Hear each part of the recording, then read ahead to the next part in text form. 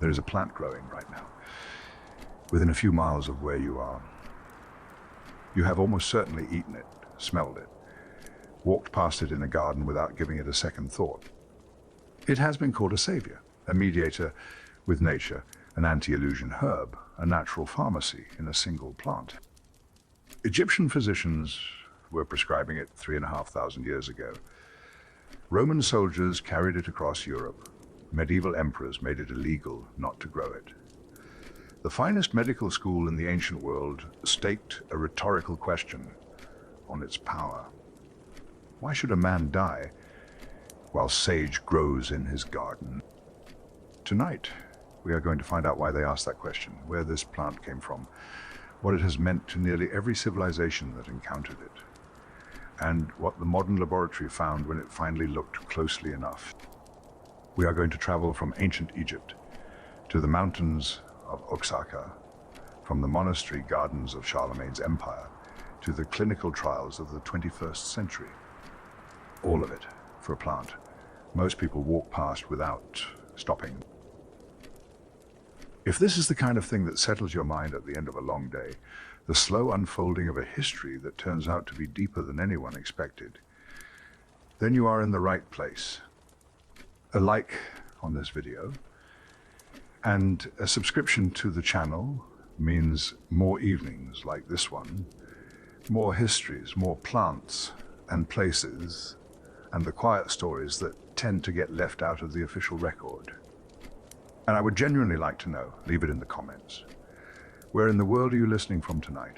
And if there is a plant or a place or a particular corner of history you would like to spend an evening in, tell me that too. These scripts are built for you, and I pay attention. Now, settle in. We begin, as so many things do, in Egypt. Sage. Such a small word for such an old thing.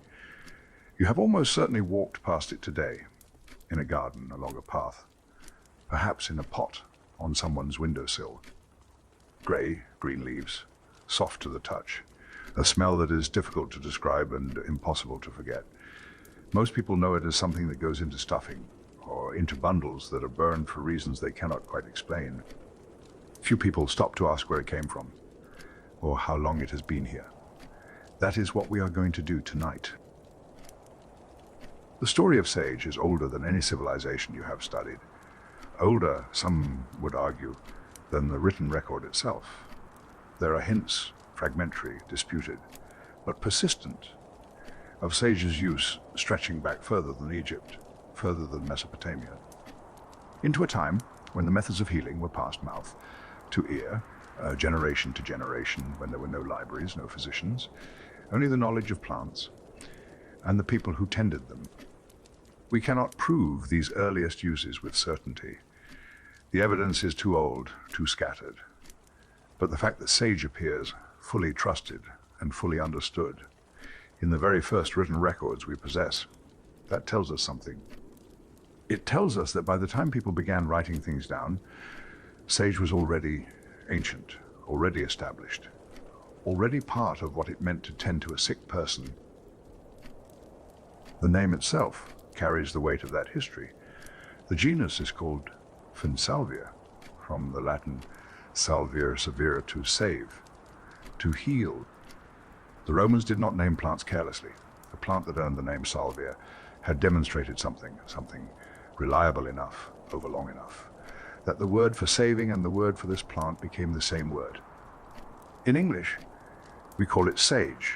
That word came to us through Middle English sauge, borrowed from Old French saugir, which came in turn from that same Latin root, from the act of saving. Every time someone says the word sage, they are reaching back to Rome, to Greece, to the physicians who trusted this plant with the work of keeping people alive. That is a great deal of history to carry in 4 letters. The plant itself is older than the name, much older. The genus Salvia is the largest in its entire family, close to 1,000 species. shrubs, herbaceous perennials, annuals scattered across three great centers of diversity around the world. The Mediterranean, Central America, Eastern Asia. 1,000 variations on the same essential theme, the same green softness, the same particular smell, the same stubborn usefulness that has followed the human species from its earliest wanderings. When Carl Linnaeus sat down to describe Salvia officinalis, formerly Infenti, he was not discovering something new. He was giving a Latin name to something that apothecaries, herbalists, physicians, and kitchen gardeners had known for centuries. Since Windy alone, the plant has been classified under 6 different scientific names. Taxonomists argue categories shift. The sage does not seem particularly troubled by any of it. It was Theophrastus who gave us the first careful distinction. Around 300 years before the Common Era, he was a student of Aristotle, a man of extraordinary attention. He distinguished 2 sages, the wild form, which the Greeks called physphakos, and the cultivated form, which they called Siphakos, as 2 names, 2 relationships to the plant. One that grew on its own, and one that was deliberately tended. That distinction matters. It tells us that by Theophrastus's time, people were already cultivating sage with intention, not simply gathering it from hillsides when needed, growing it, selecting it, tending it as something worth the trouble of a garden, which means the understanding of its value was already old enough, already confirmed enough to justify that investment. You do not cultivate something for centuries unless it has earned the effort. I think about this sometimes.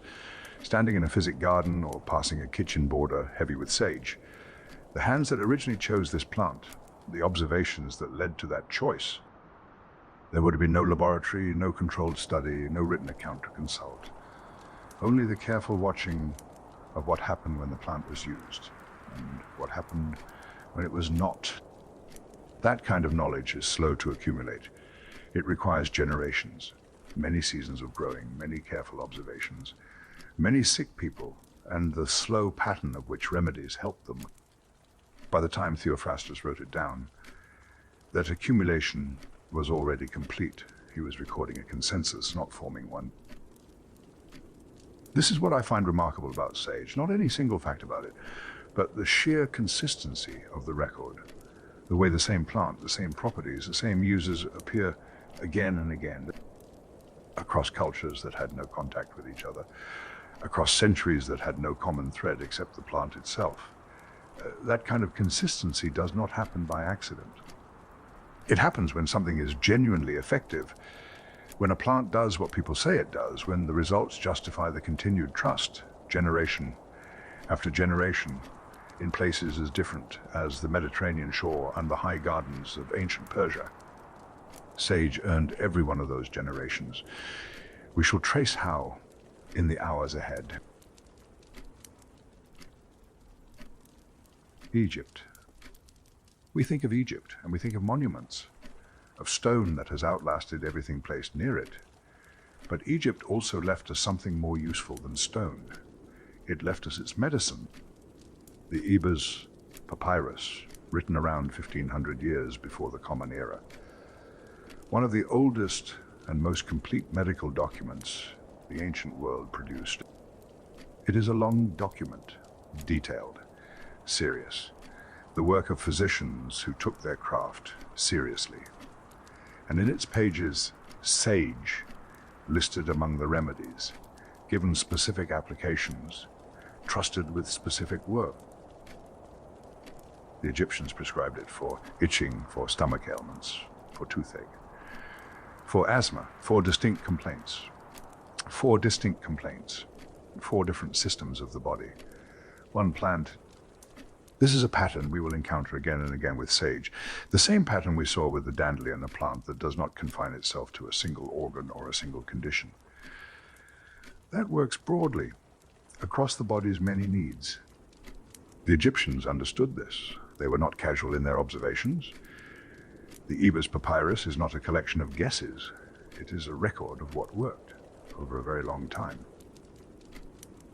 But sage's role in Egypt went further than the dispensary, further, even than the treatment of the sick. It was used for infertility. This was serious medicine in a culture where the continuation of family and lineage carried enormous weight.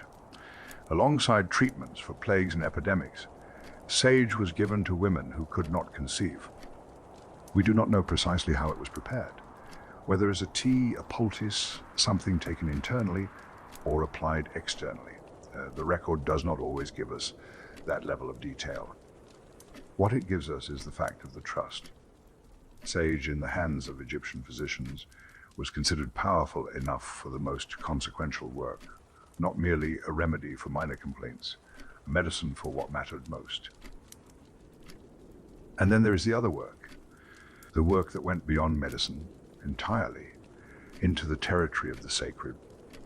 The Egyptians used sage in embalming, in the preparation of the dead for what came next. It was mixed into the materials used to preserve the body, placed in the tomb. This was not incidental. The Egyptians did not include things in burial preparations by accident. Everything in a tomb had a purpose, a reason connected to the soul's journey through the afterlife. Sage was there to help, to ease the passage, to protect what was most vulnerable in that long transition. The Egyptians linked it to immortality, to continuity beyond death, to protection against whatever forces might threaten the soul. Think about what that means for a moment. The same plant prescribed for a stomach complaint in the morning was considered powerful enough, sacred enough, to place beside a pharaoh. The same green leaves that a physician might crush for a toothache were laid into the wrappings of the dead. This is a plant that the Egyptians trusted with both life and death. Very few things earn that kind of trust. Most remedies are either practical or sacred, rarely both. Sage managed it. In Egypt, 4,000 years ago. In the temples, too, sage was at work, burned to purify the sacred spaces, lit during religious ceremonies to clear whatever should not remain. The smoke rising through the columns, the smell filling the stone rooms, something being addressed. Through that burning, that ordinary cleaning could not reach. We would now call those properties antimicrobial. The smoke of burning sage does, in fact, reduce airborne pathogens. The Egyptians did not have that vocabulary, but they had the observation that the air in a burned sage room was different from the air in one that had not been treated. Healthier, cleaner, better suited to the work of healing and worship. They acted on that observation consistently and with intention. The practical applications ran alongside the sacred ones without contradiction. Sage was used to preserve meat. This was known in Egypt as it was known in Rome. Both cultures arriving at the same conclusion through the same careful observation, a plant with antimicrobial properties rubbed into food that needed to last in a world without cold storage. This is the kind of knowledge that is not mystical, not symbolic, simply accurate. The Egyptians and Romans understood, in practical terms, that sage kept things from spoiling. That understanding was useful enough to pass forward across centuries, across the shift from one empire to another. The knowledge outlasted the civilizations that first recorded it. There is an Arab saying that has come down to us, old enough that its origin cannot be precisely located. It holds simply that if your sage grows well, you will live a long time. A gardener's proverb, practical and poetic at once, in the way that old sayings tend to be, whether the sage kept you well through its properties, or whether a flourishing garden was simply evidence of a careful and attentive life. The saying does not choose between these possibilities. Perhaps it does not need to. Perhaps both things are true simultaneously. The plant and the gardener in good health together. I have thought about that saying many times behind this counter. Looking at the jars, there is something in it that feels correct. Not as medicine, as observation about how people and plants are connected. A well-tended sage is a sign of attention, of care given and returned. And attention in my experience, has always been one of the better medicines. We have already met Theophrastus once this evening, but he deserves a longer visit. His contribution to Sage's story is considerable. Around 300 years before the Common Era, he made a distinction that tells us a great deal. Two sages, Ses Phacosi, the wild form, and Hylalis Phacos, the cultivated one. That second name is a curious thing, even in antiquity. Scholars were not entirely certain what it meant. The best interpretation offered is something like whirling sage apple, though even that was debated at the time. What interests me is not the translation. It is the fact that the Greeks had two names at all. Two names means two relationships, two different ways of encountering and using the same plant. The wild sage, growing on the hillsides without assistance, and the cultivated sage, tended in gardens, selected for particular qualities. By Theophrastus's time, both relationships were established enough to require their own vocabulary.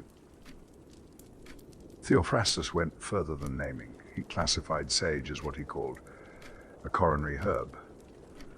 The term requires some explanation. A coronary herb, in the Greek understanding, was one believed to flush disease from the body, to move what should not remain, to ease the burden on the heart by clearing what burdened everything else. This was not a vague classification. It was a specific category of action assigned to a specific group of plants. Sage earned its place in that group through the same slow accumulation of observation we have already described. Generation after generation, watching what the plant did, and concluding, with enough confidence to put it in writing, that this was a plant that cleansed, that it moved through the body's systems, and left them clearer than it found them. Hippocrates knew it, the father of medicine, as he has been called for 2,500 years. He valued sage for its broad therapeutic qualities, for the range of complaints it could address. He and his followers were particularly interested in its effect on bleeding, on wounds that would not stop. They noted its styptic properties, the way it could help slow and halt what the body was losing. They applied this to wounds sustained in the ordinary violence of ancient life, and to difficulties with menstruation. Two very different applications, the same underlying property. A plant that helps the body regulate what flows, that assists in the management of loss. Hippocrates found it reliable enough to recommend, and what Hippocrates recommended carried considerable weight. The Greeks used it for hoarseness, for coughs, for ulcers, and for something that will appear again and again in Sage's long story, memory. The association between sage and the mind is ancient, older than any single text we can point to. The Greeks believed it sharpened what the mind does, that it cleared the fog that settled over thought. This belief was not confined to Greece. It would echo forward through Paracelsus in the 16th century, through Hildegard von Bingen in the 12th, across 1,000 years of herbalists reaching independently for the same conclusion. When that many careful observers, separated by that much time, arrive at the same finding, it is worth paying attention to. We will return to what modern research has found about sage and memory. The results are not uninteresting. But first, the philosophers, the Greek philosophical tradition, and the herb had a particular relationship. Sage was burned in the spaces where serious thought was meant to occur.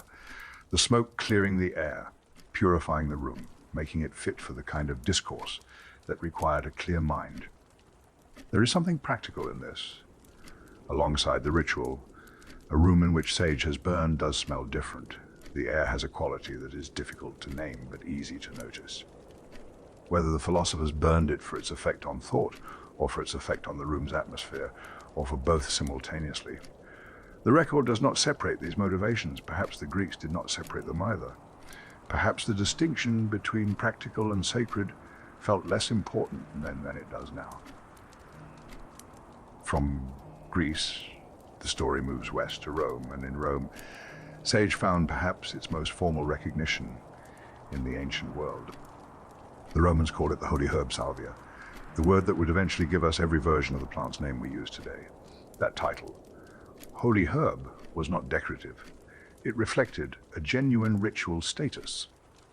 Sage was burned as a divine offering, placed in the category of things given to the gods, used to cleanse spaces of impurities that were understood to be both physical and spiritual at once. The Romans did not always make a clean distinction between those two categories.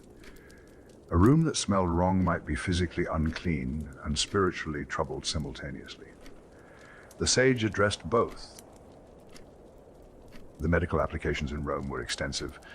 Snake bites, fertility, used as a diuretic, a range that once again reflects the same broad trust we saw in Egypt and Greece.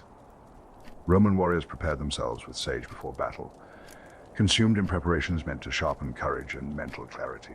Whether this was pharmaceutical or psychological, or both, the practice was consistent enough to be recorded. A soldier who believed his herb had prepared him was, in some practical sense, better prepared. The line between what a plant does to the body and what it does to the mind has always been difficult to draw cleanly.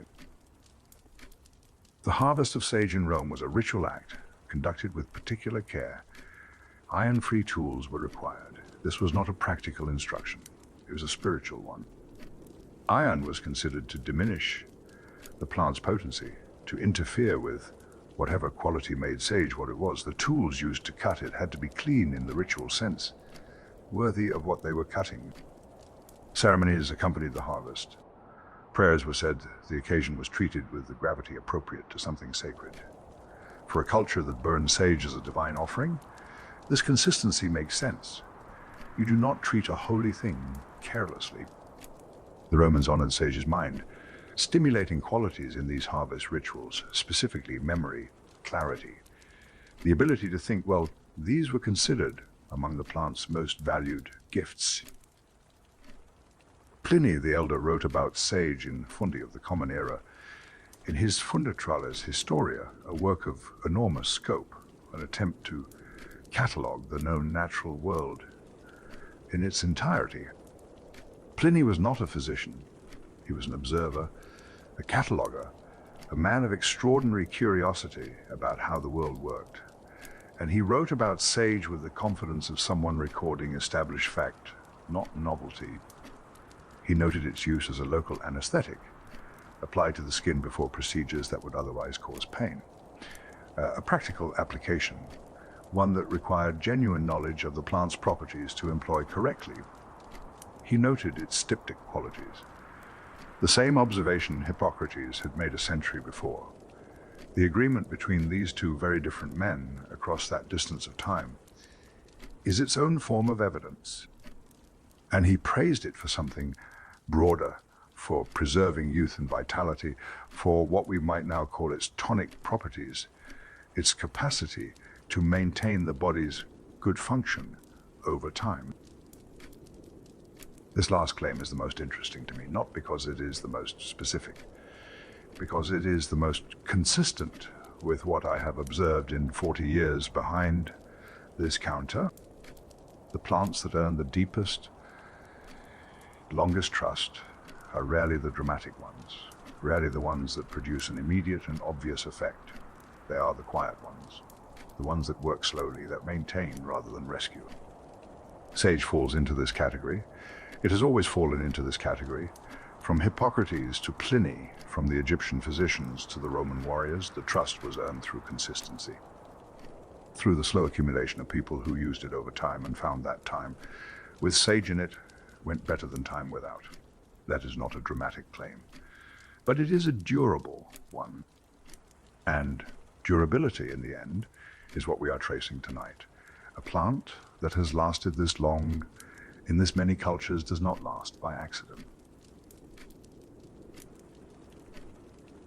Before we follow sage into the medieval European world, we should pause and look eastward and southward at what was happening with this plant far beyond the Mediterranean. Because sage's story is not a European story. It never was. It is a story that was unfolding simultaneously in many places among people who had no knowledge of each other. We have already met Dioscorides in passing, but he belongs here too in this summary of what the ancient physicians collectively understood. He, Pliny and Galen, the three great pillars of Roman pharmacopoeia, all praised sage as a tonic and diuretic.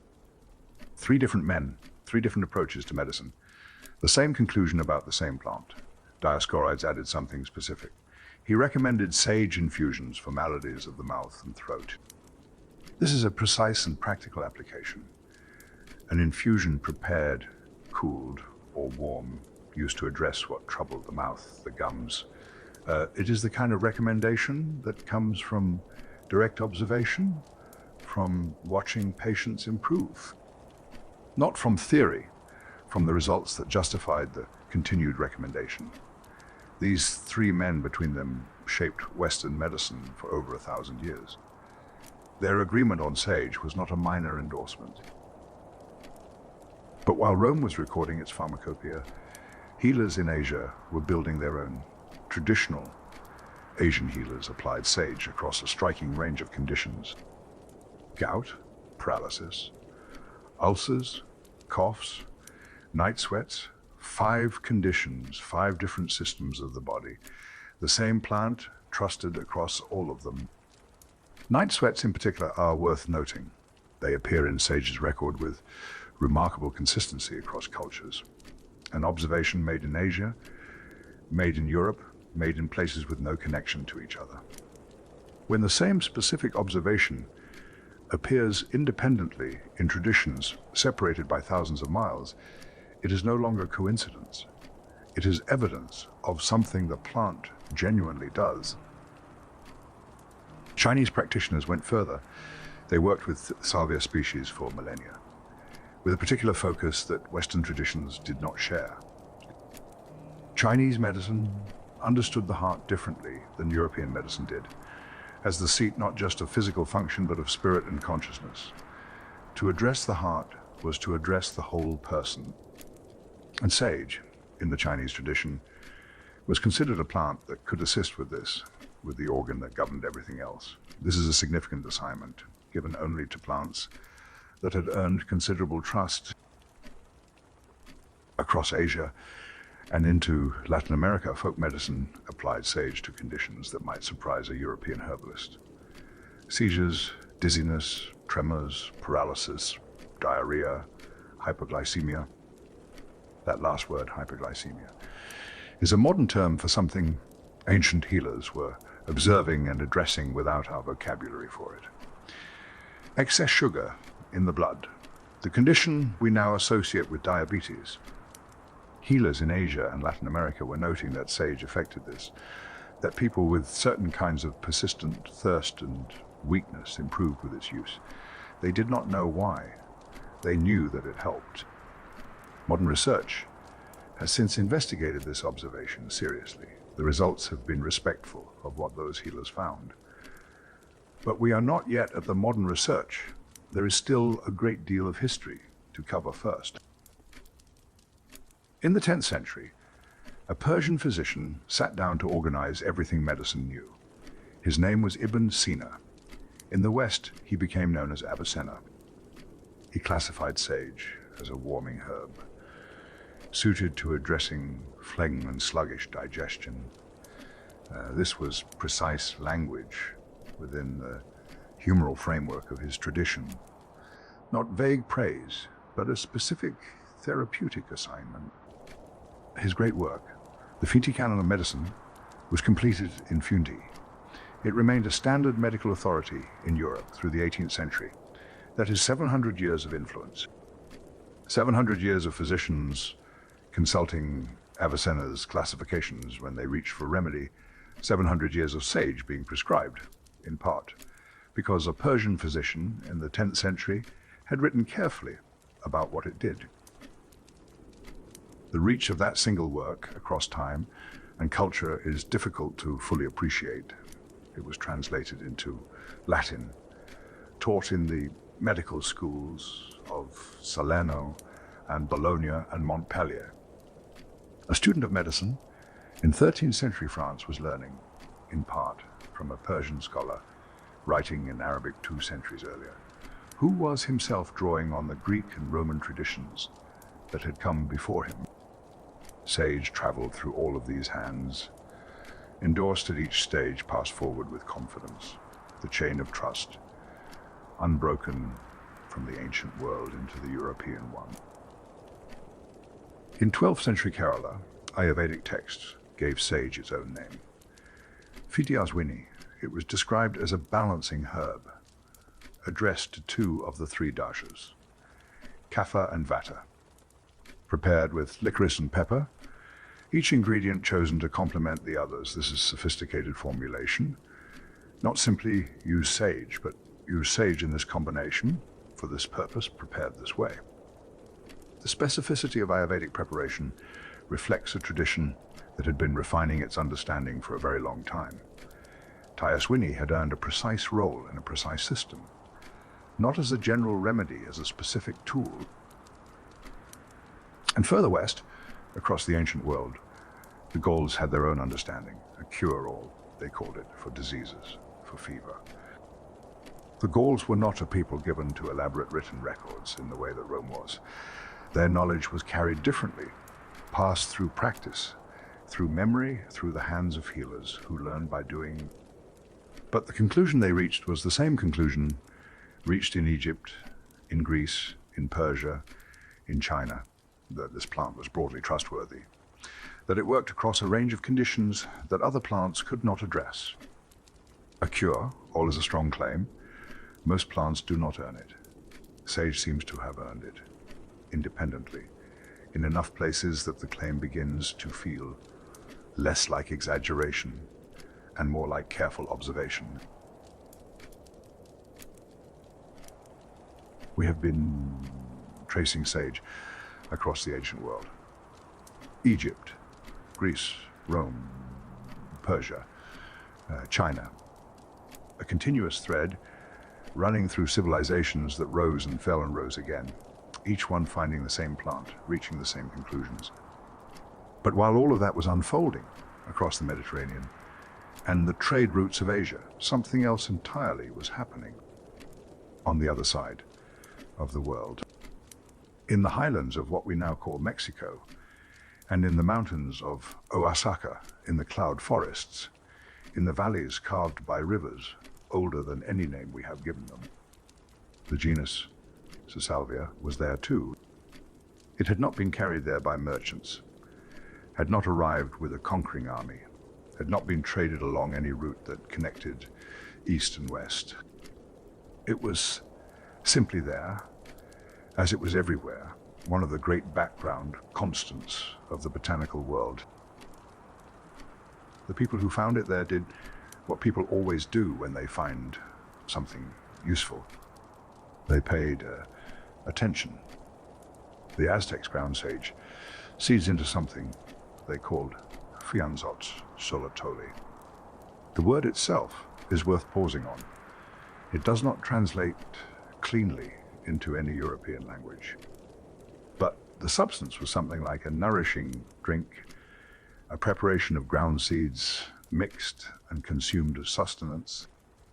This was not medicine precisely. It was not ritual precisely. It sat in that territory between the two. Nourishment that was also ceremony. Sustenance that carried meaning. The Aztecs did not draw the same lines between food and medicine and spirit that later European traditions would insist upon.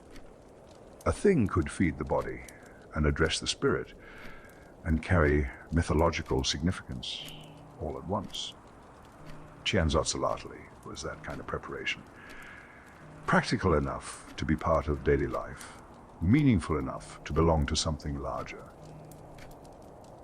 That tradition did not vanish when the world changed around it. It is still there. In Mexico today, sage is mixed with lemon and sugar and served as a drink. The proportions have shifted. The vessels are different. The language has changed.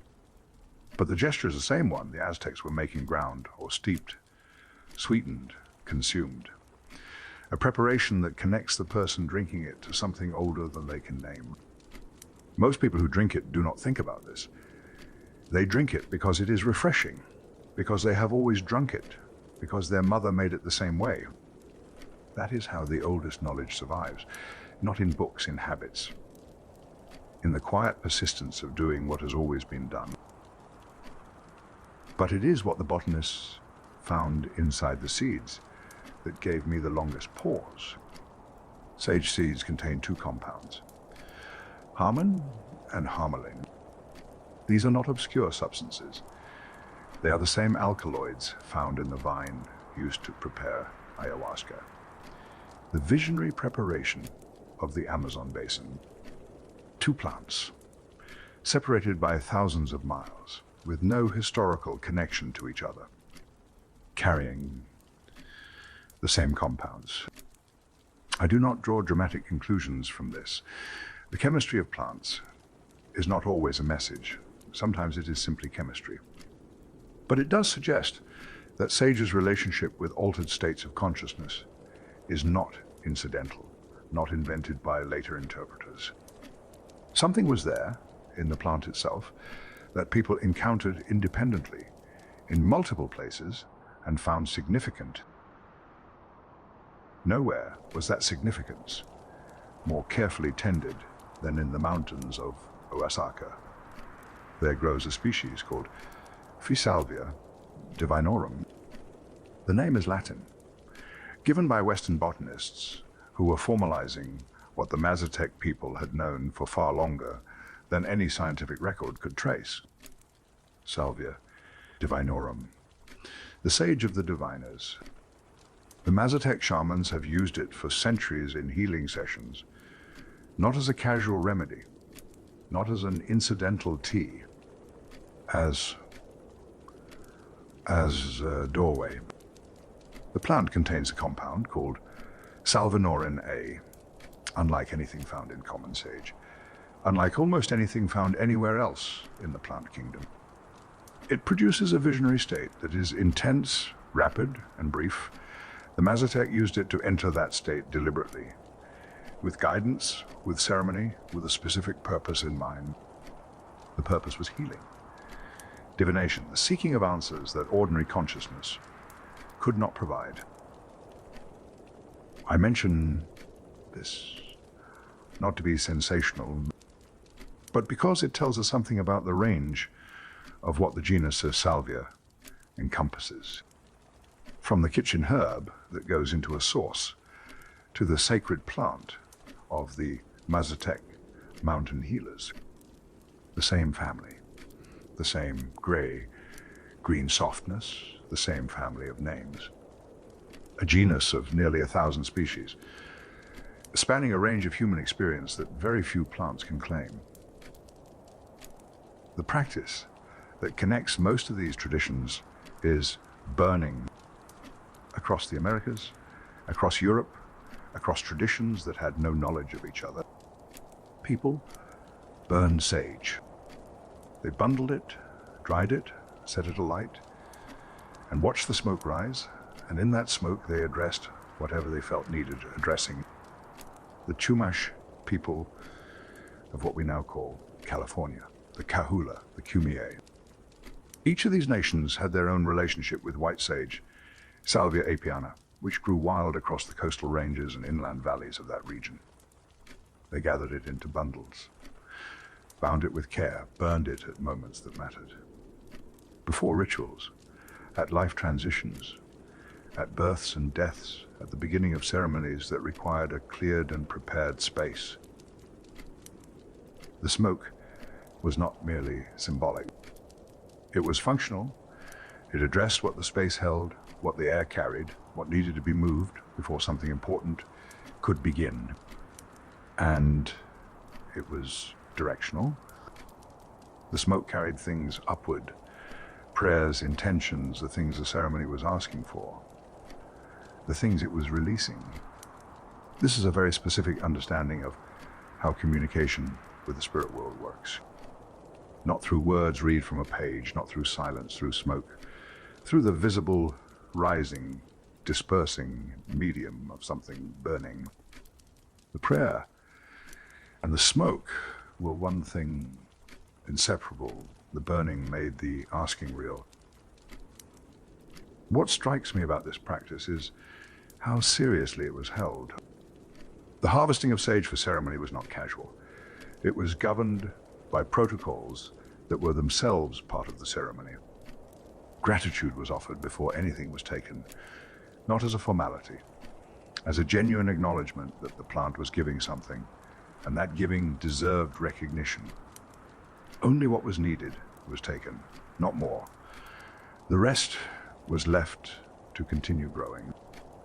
Seeds were preserved, not as an agricultural practice exactly, as a responsibility, an acknowledgement that the future deserved the same plant that the present was using. These were not written laws, they were understood obligations, passed generation to generation with the same seriousness as the ceremony itself. You do not take from a sacred thing carelessly, you take carefully, and you ensure it remains. This is worth dwelling on. In a world that has now made sage commercially available by the bundle, dried and packaged and sold in quantities that would have astonished those original harvesters, the original relationship was one of careful reciprocity.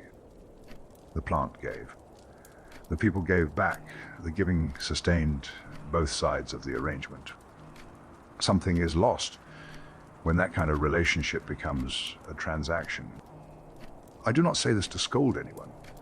I say it because the original practice contains a wisdom that is worth knowing, even if the circumstances of the modern world make it difficult to replicate exactly.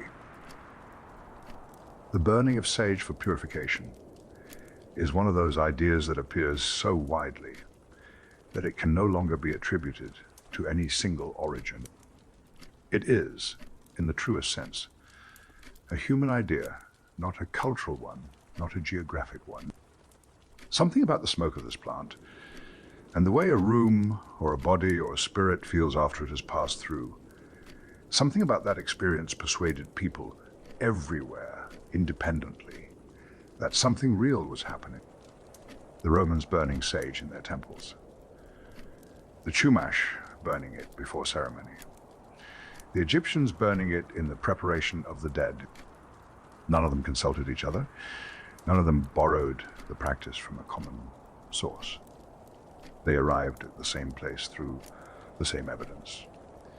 The evidence of their own experience. Sage held other kinds of protective meaning as well. The Hungarian Romani gypsies carried it as a talisman, kept on the person, believed to attract good fortune, and repel whatever wished to harm. This is sage, not as something burned or consumed, but worn, carried as a constant, a quiet companion in the pocket or the bundle. The specific belief differed from the Chumash ceremony. The practice differed, the geography differed entirely, but the underlying instinct was recognizable that this plant near the body made things better, that its presence was itself a kind of protection. In magical traditions across Europe, sage was assigned correspondences. The element of air, the planet Jupiter. These are not decorative associations. In the systems of thought that produced them, they carried precise meaning. Air, in those systems, governed the mind, thought, communication, the movement of ideas between people and between worlds.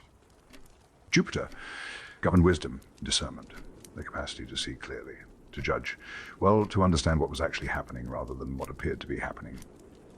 To assign sage to both of these was to say something specific about what the plant was for. Not protection in the sense of warding off physical harm, protection in the sense of clarity, the kind of seeing that allows a person to navigate well, to discern the true from the false. An anti-illusion herb, some called it. A plant that helped people see things as they actually were. Sage is considered sacred to Zeus, and in a tradition as different as it is possible to imagine, to the Virgin Mary. These two figures share almost nothing in common. One belongs to a world of thunderbolts and Olympus, the other to one of prayer and grace and humility.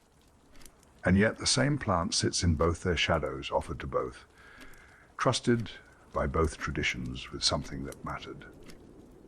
I think about this when people ask me how something can be both spiritual and practical, both sacred and useful. The honest answer is that the distinction may be one we impose, rather than one the plant recognizes.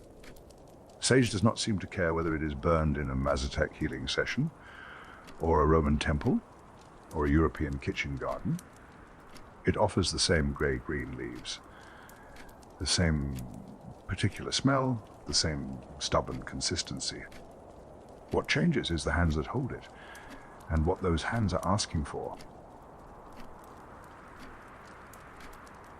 There is a moment in the history of any plant when it stops being merely useful and becomes official, when the people who hold power decide that this thing is too important to leave to chance, too valuable to be grown only where someone happens to think of it. For sage, that moment came at the turn of the 9th century, and it came from the most powerful man in the Western world, Charlemagne, king of the Franks, emperor of what would become the Holy Roman Empire, a man who remade the map of Europe by force of arms and force of will. He also had opinions about gardens. Around the year 710, Charlemagne issued what is known as the Ficula Capitula de Villis, a document of considerable ambition. It was, in essence, an instruction to every corner of his empire about how the land should be managed, what should be grown, what should be stored, what every imperial estate owed to the people who depended on it. On the list of plants that every estate was required to cultivate, sage. Not suggested, not recommended, required. By Sun, he had gone further. A second capitulary, more specific in its reach, mandated sage planting on all imperial farms, for trade, for medicine, for the uses that would be needed across a vast and varied empire. Charlemagne did not put plants on that list lightly. The list was a considered document. Each entry earned its place. Sage earned its place. And with it came something that would shape sage's story for centuries to come. The monastery garden. Ludwig, who followed Charlemagne, continued the mandate. Cloister gardens were to grow sage. This was not a new idea, exactly.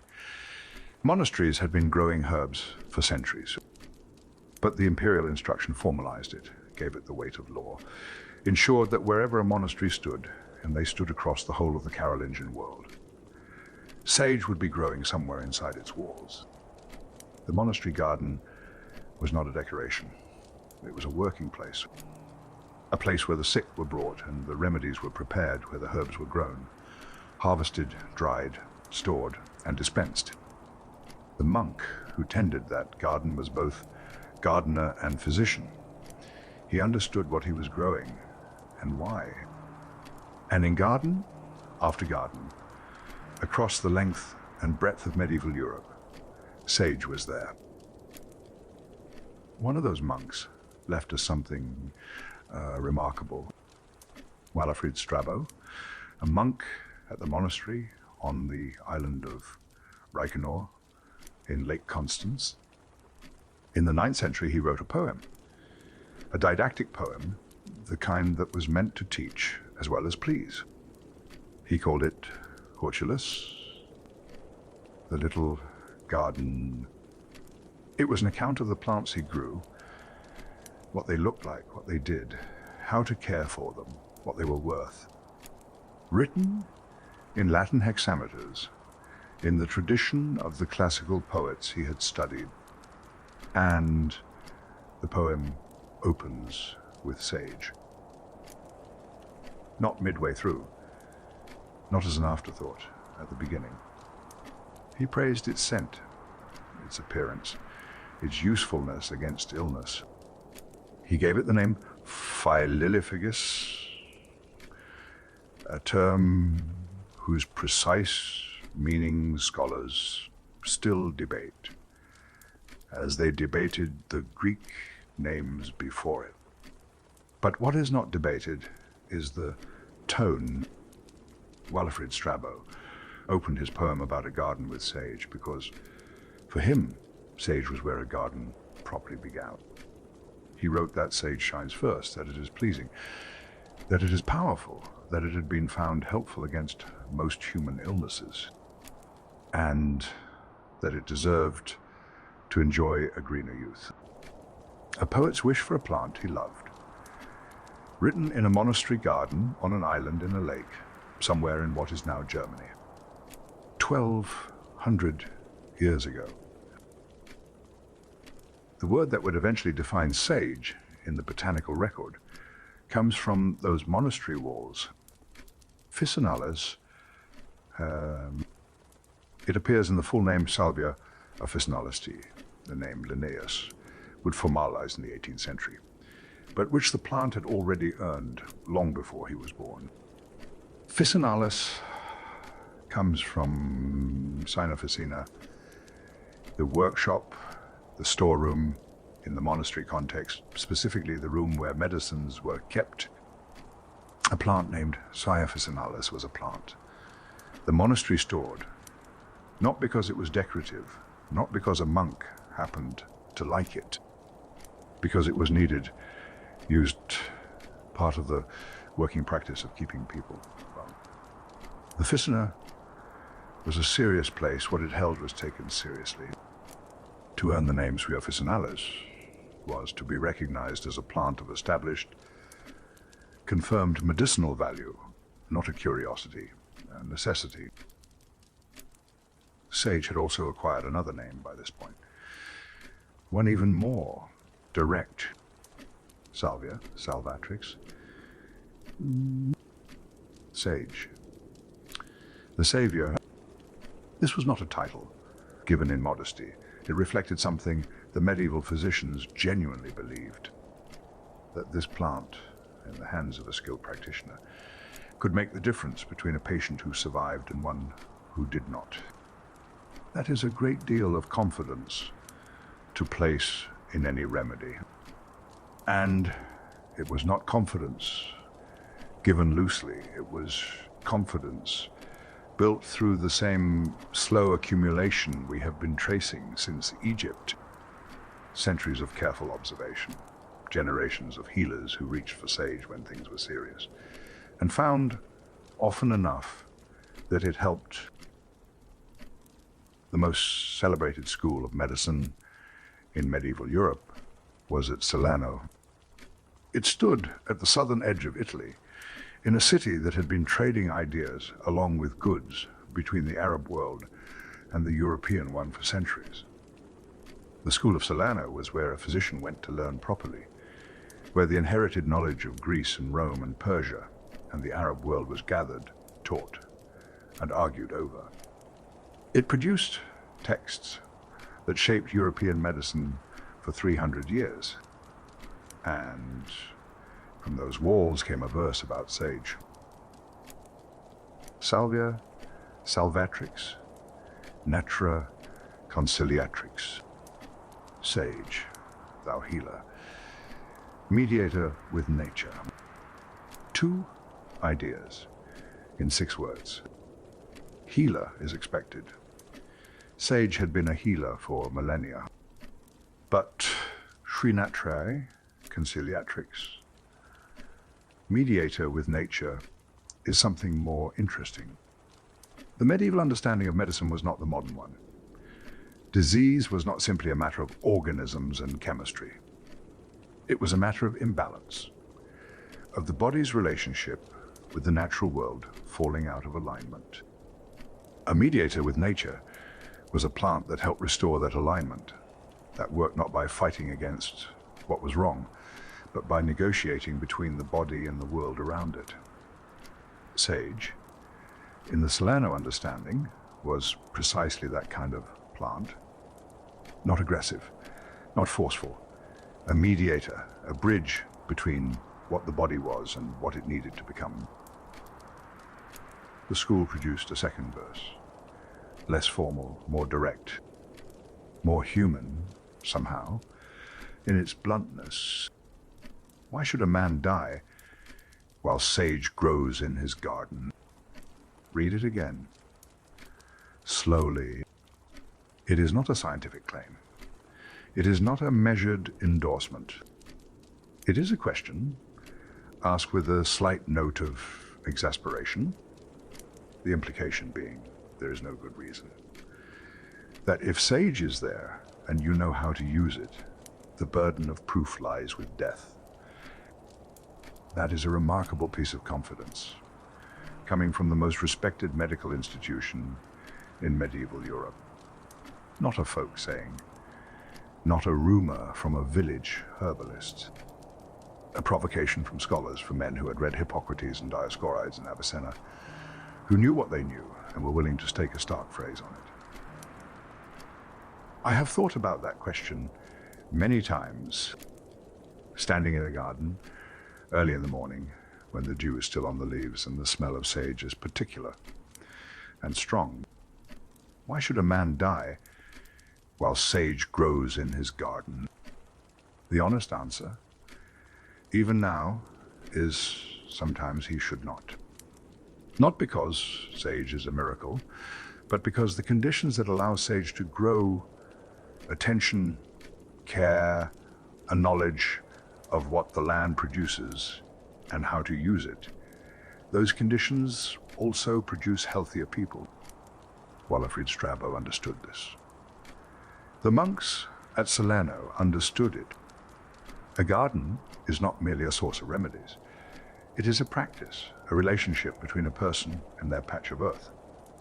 And that relationship, sustained over time, tends toward health in ways that are difficult to measure and impossible to dismiss. The monastery garden also served the wider community in ways that are easy to overlook. In a medieval village, the monastery was often the only place where systematic medical knowledge lived. The monks were the physicians, or something close to it. Their garden was the dispensary. Their officina was the pharmacy. When someone in the surrounding countryside was ill, truly ill, beyond what a family remedy could address, it was to the monastery they came. And the monk who received them would walk to a garden where sage had been growing, season after season, because an emperor had once decided it should. That chain from Charlemagne's capitulary. To a sick person's remedy is not a simple one, but it is a real one. The imperial mandate became monastic practice. The monastic practice became available medicine.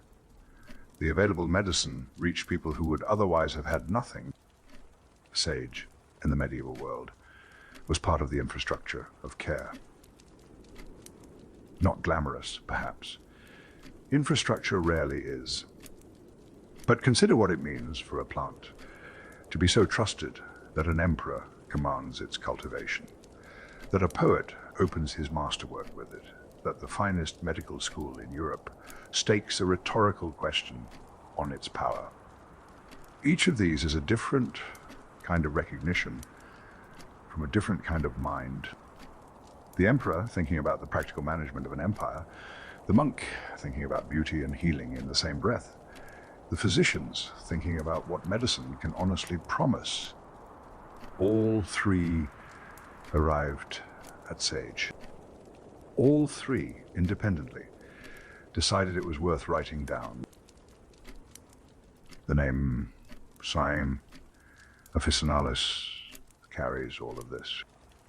Tucked into two words, Salvia Officinalis, is the whole weight of the monastery store, the imperial mandate, the monastic dedication, the long chain of trust from Egypt forward.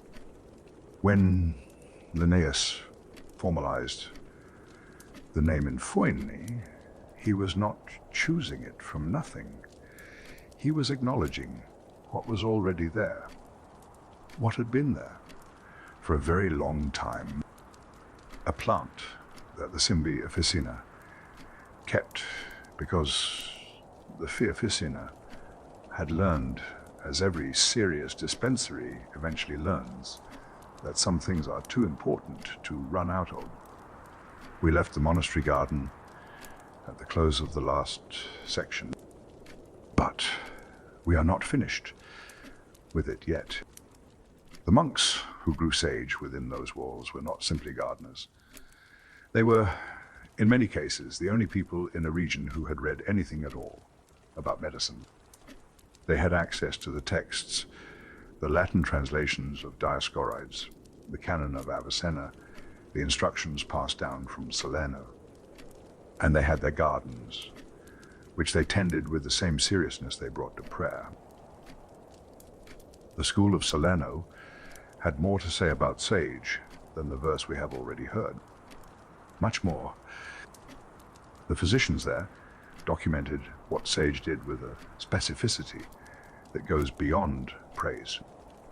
It strengthens the sinews, they wrote. It stops the hands from trembling, and by its helping action, acute fever flees. Read that again, slowly. 3 distinct claims, 3 different systems of the body. The sinews, the connections between muscle and bone, the physical structure that allows movement and effort.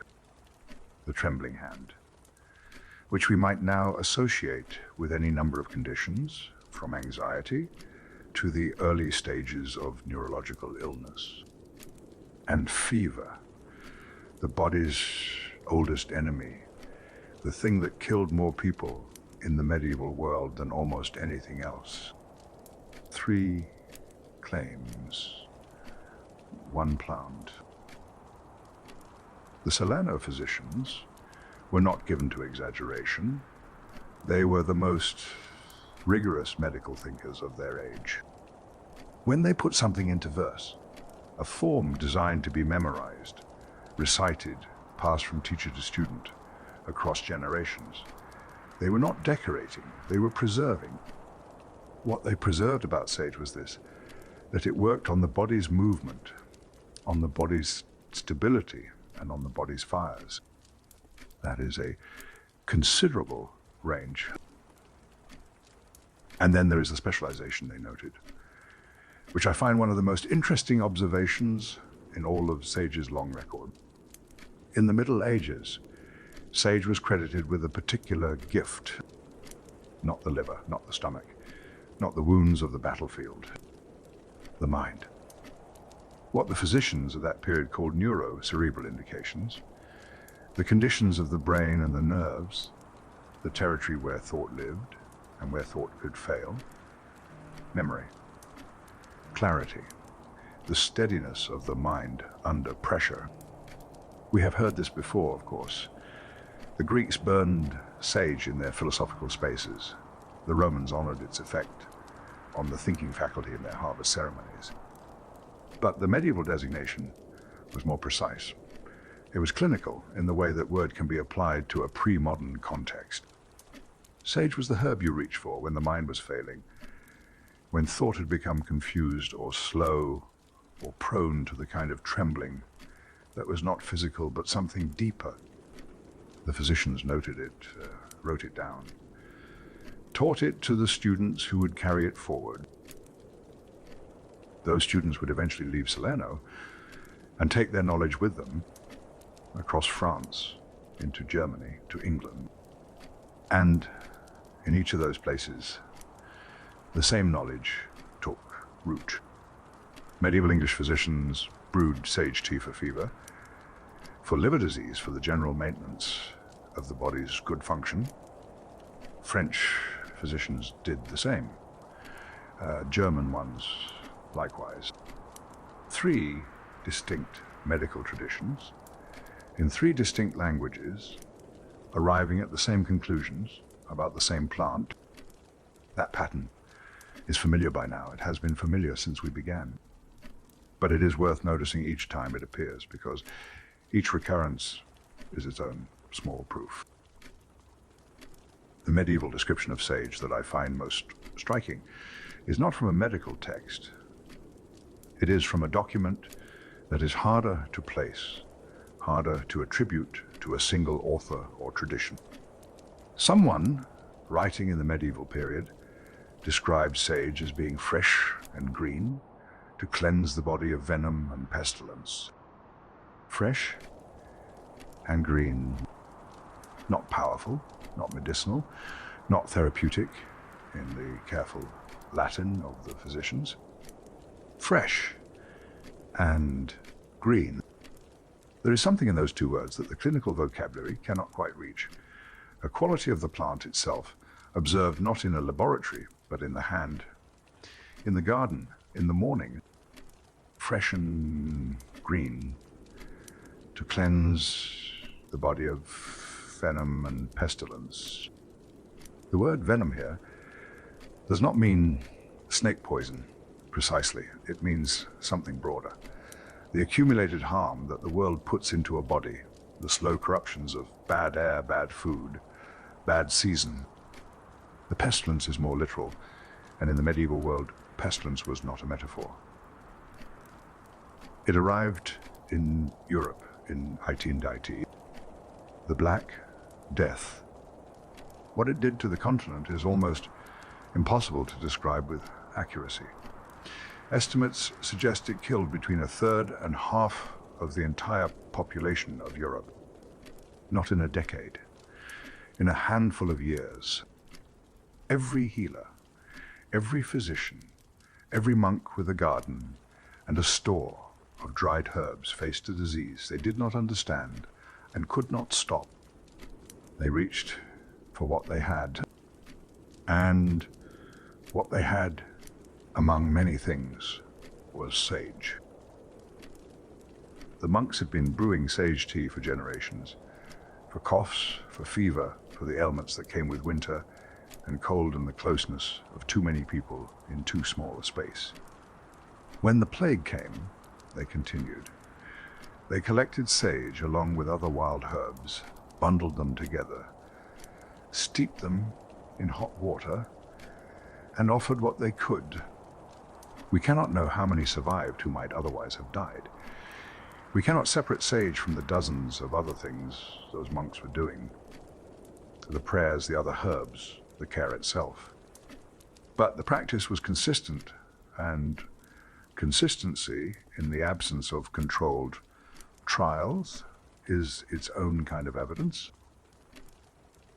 There is a preparation from that period that has come down to us under a name that is almost theatrical in its vividness. 4 thieves vinegar. The legend attached to it varies. Some say it was the recipe of 4 thieves who robbed the bodies of plague victims and never fell ill themselves. When caught, they offered the recipe in exchange for their lives. Others say the name is older than the legend, that the legend was simply the story someone later attached to explain why it worked. What the recipe contained varied by source, but sage was in it consistently, alongside rosemary, thyme, and other herbs steeped in strong vinegar, applied to the skin, held near the face, used to wash the hands and the spaces that needed cleaning. We now understand that sage has genuine antimicrobial properties, that its essential oils inhibit certain bacteria and pathogens, that the practice of burning it or steeping it in vinegar and using the result to treat surfaces and bodies had a real basis in chemistry. The people who prepared 4 thieves vinegar did not know this. They knew only that certain preparations seemed to offer some protection against what was killing their neighbors. They acted on that knowledge with the urgency that desperation provides. The fear of plague produced its own kind of medical instruction. Eat 3 sage leaves a day. The advice ran, this would protect against the evil air. Evil air. The phrase requires a moment. The medieval understanding of disease transmission was not bacterial, it was atmospheric. The sickness was in the air. It came from corrupted sources, rotting matter, stagnant water, the exhalations of the sick. To protect against evil air was to protect against the medium through which illness traveled. And the instruction was specific: 3 leaves daily, not a large preparation, not a complex remedy. Simply this: eat the leaves. The specificity suggests observation, not guesswork. Someone had noted that people who consumed sage regularly seemed to fare better, and had reduced that observation to a number, a quantity, a daily practice. 3 leaves a day to keep the plague away. A simpler verse than Solano's, but no less serious in its intention. The plague also changed how sage was used in the built environment. Sage had been a strewing herb long before the Black Death arrived, scattered across floors in homes and churches and halls, to keep the air fresh and to discourage the insects that thrived in enclosed spaces. A practical application, both fragrant and functional. After the plague, the reasoning behind strewing herbs acquired a different weight. What had been a matter of comfort and cleanliness became a matter of survival. The smell of sage on the floor of a room was no longer merely pleasant. It was a sign that someone had taken the air of that room seriously, that they understood what the air could carry and what might help to clear it.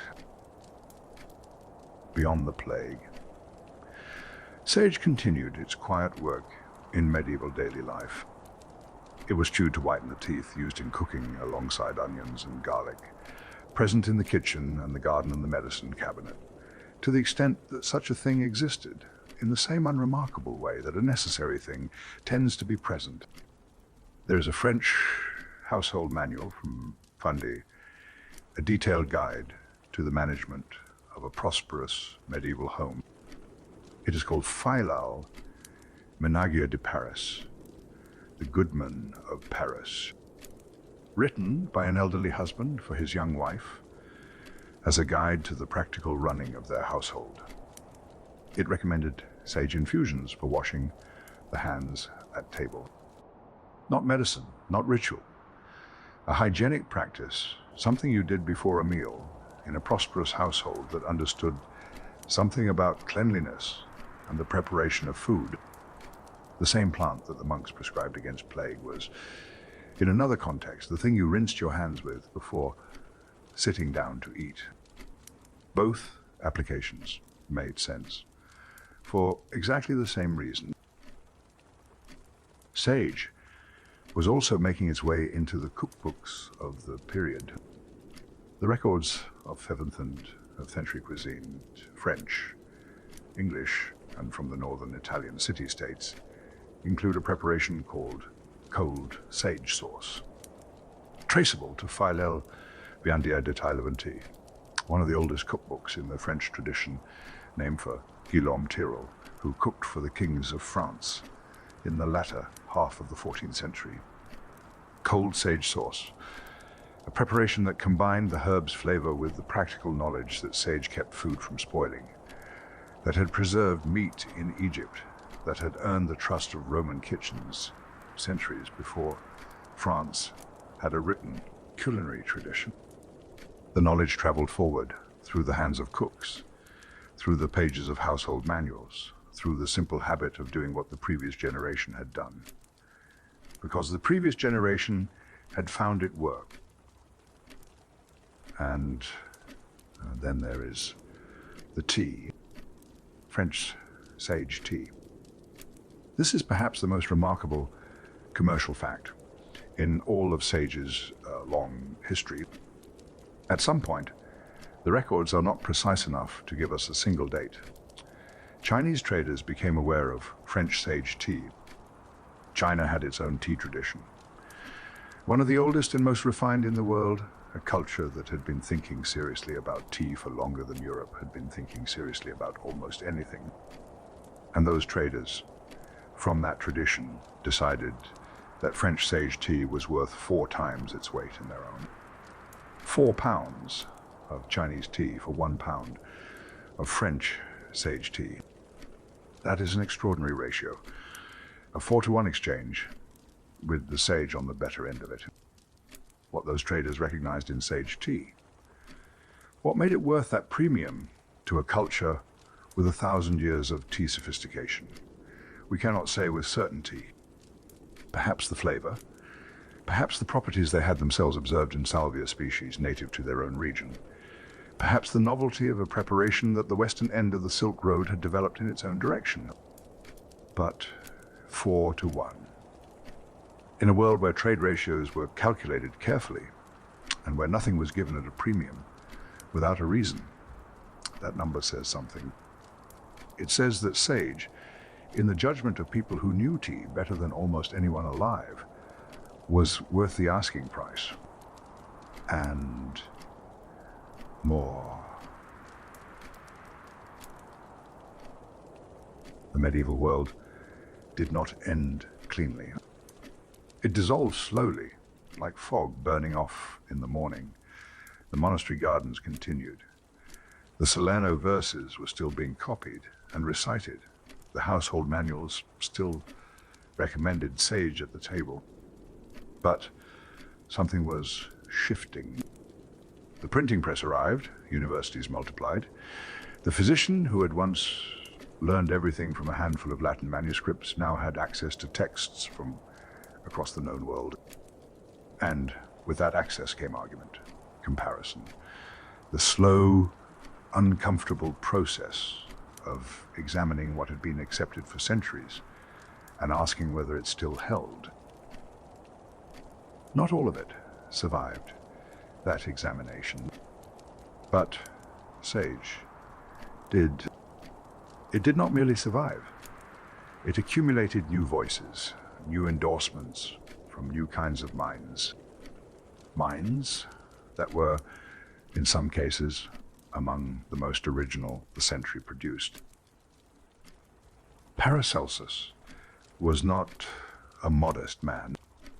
He burned the works of Avicenna and Galen in public, declared that the whole of medicine needed to begin again from observation, not from inherited authority. He was difficult combative, frequently wrong in ways that required later generations to carefully unpick. But he was also genuinely brilliant, and his endorsements, when he gave them, carried the weight of a man who did not give them easily. He called sage a sacred herb for its broad curative powers, for the range of conditions it could address, for the consistency with which it had earned the trust of every serious physician who had worked with it, from a man who had publicly rejected the authority of almost every physician who came before him. That is a meaningful endorsement. Even Paracelsus, burning his inheritance, kept sage. He was not alone in his praise, not by a considerable distance. The 16th century produced a remarkable collection of herbalists, men who combined the classical learning of the Renaissance with the direct observation of the natural world that their age demanded. Hildegard von Bingen had come earlier, the 12th century, but her influence reached forward into this period and beyond. A Benedictine abbess whose understanding of plants was as precise as it was visionary. She had written about sage with the confidence of someone who had used it extensively, who had watched what it did, who needed no authority beyond her own careful eye. Then Lonestrus, then Bock, then Matthiolus. 4 distinct voices, working in different parts of Europe, drawing on different traditions, all of them arriving at the same plant, all of them finding it worth writing about at length. This is the pattern we have been tracing since Egypt, but the Renaissance gave it a new velocity, because now the observations could be printed, distributed, read by a physician in London who might otherwise never have encountered the conclusions of a botanist in Prague. Hieronymus Bock, writing in footy, said something that sounds almost modern in its democratic simplicity.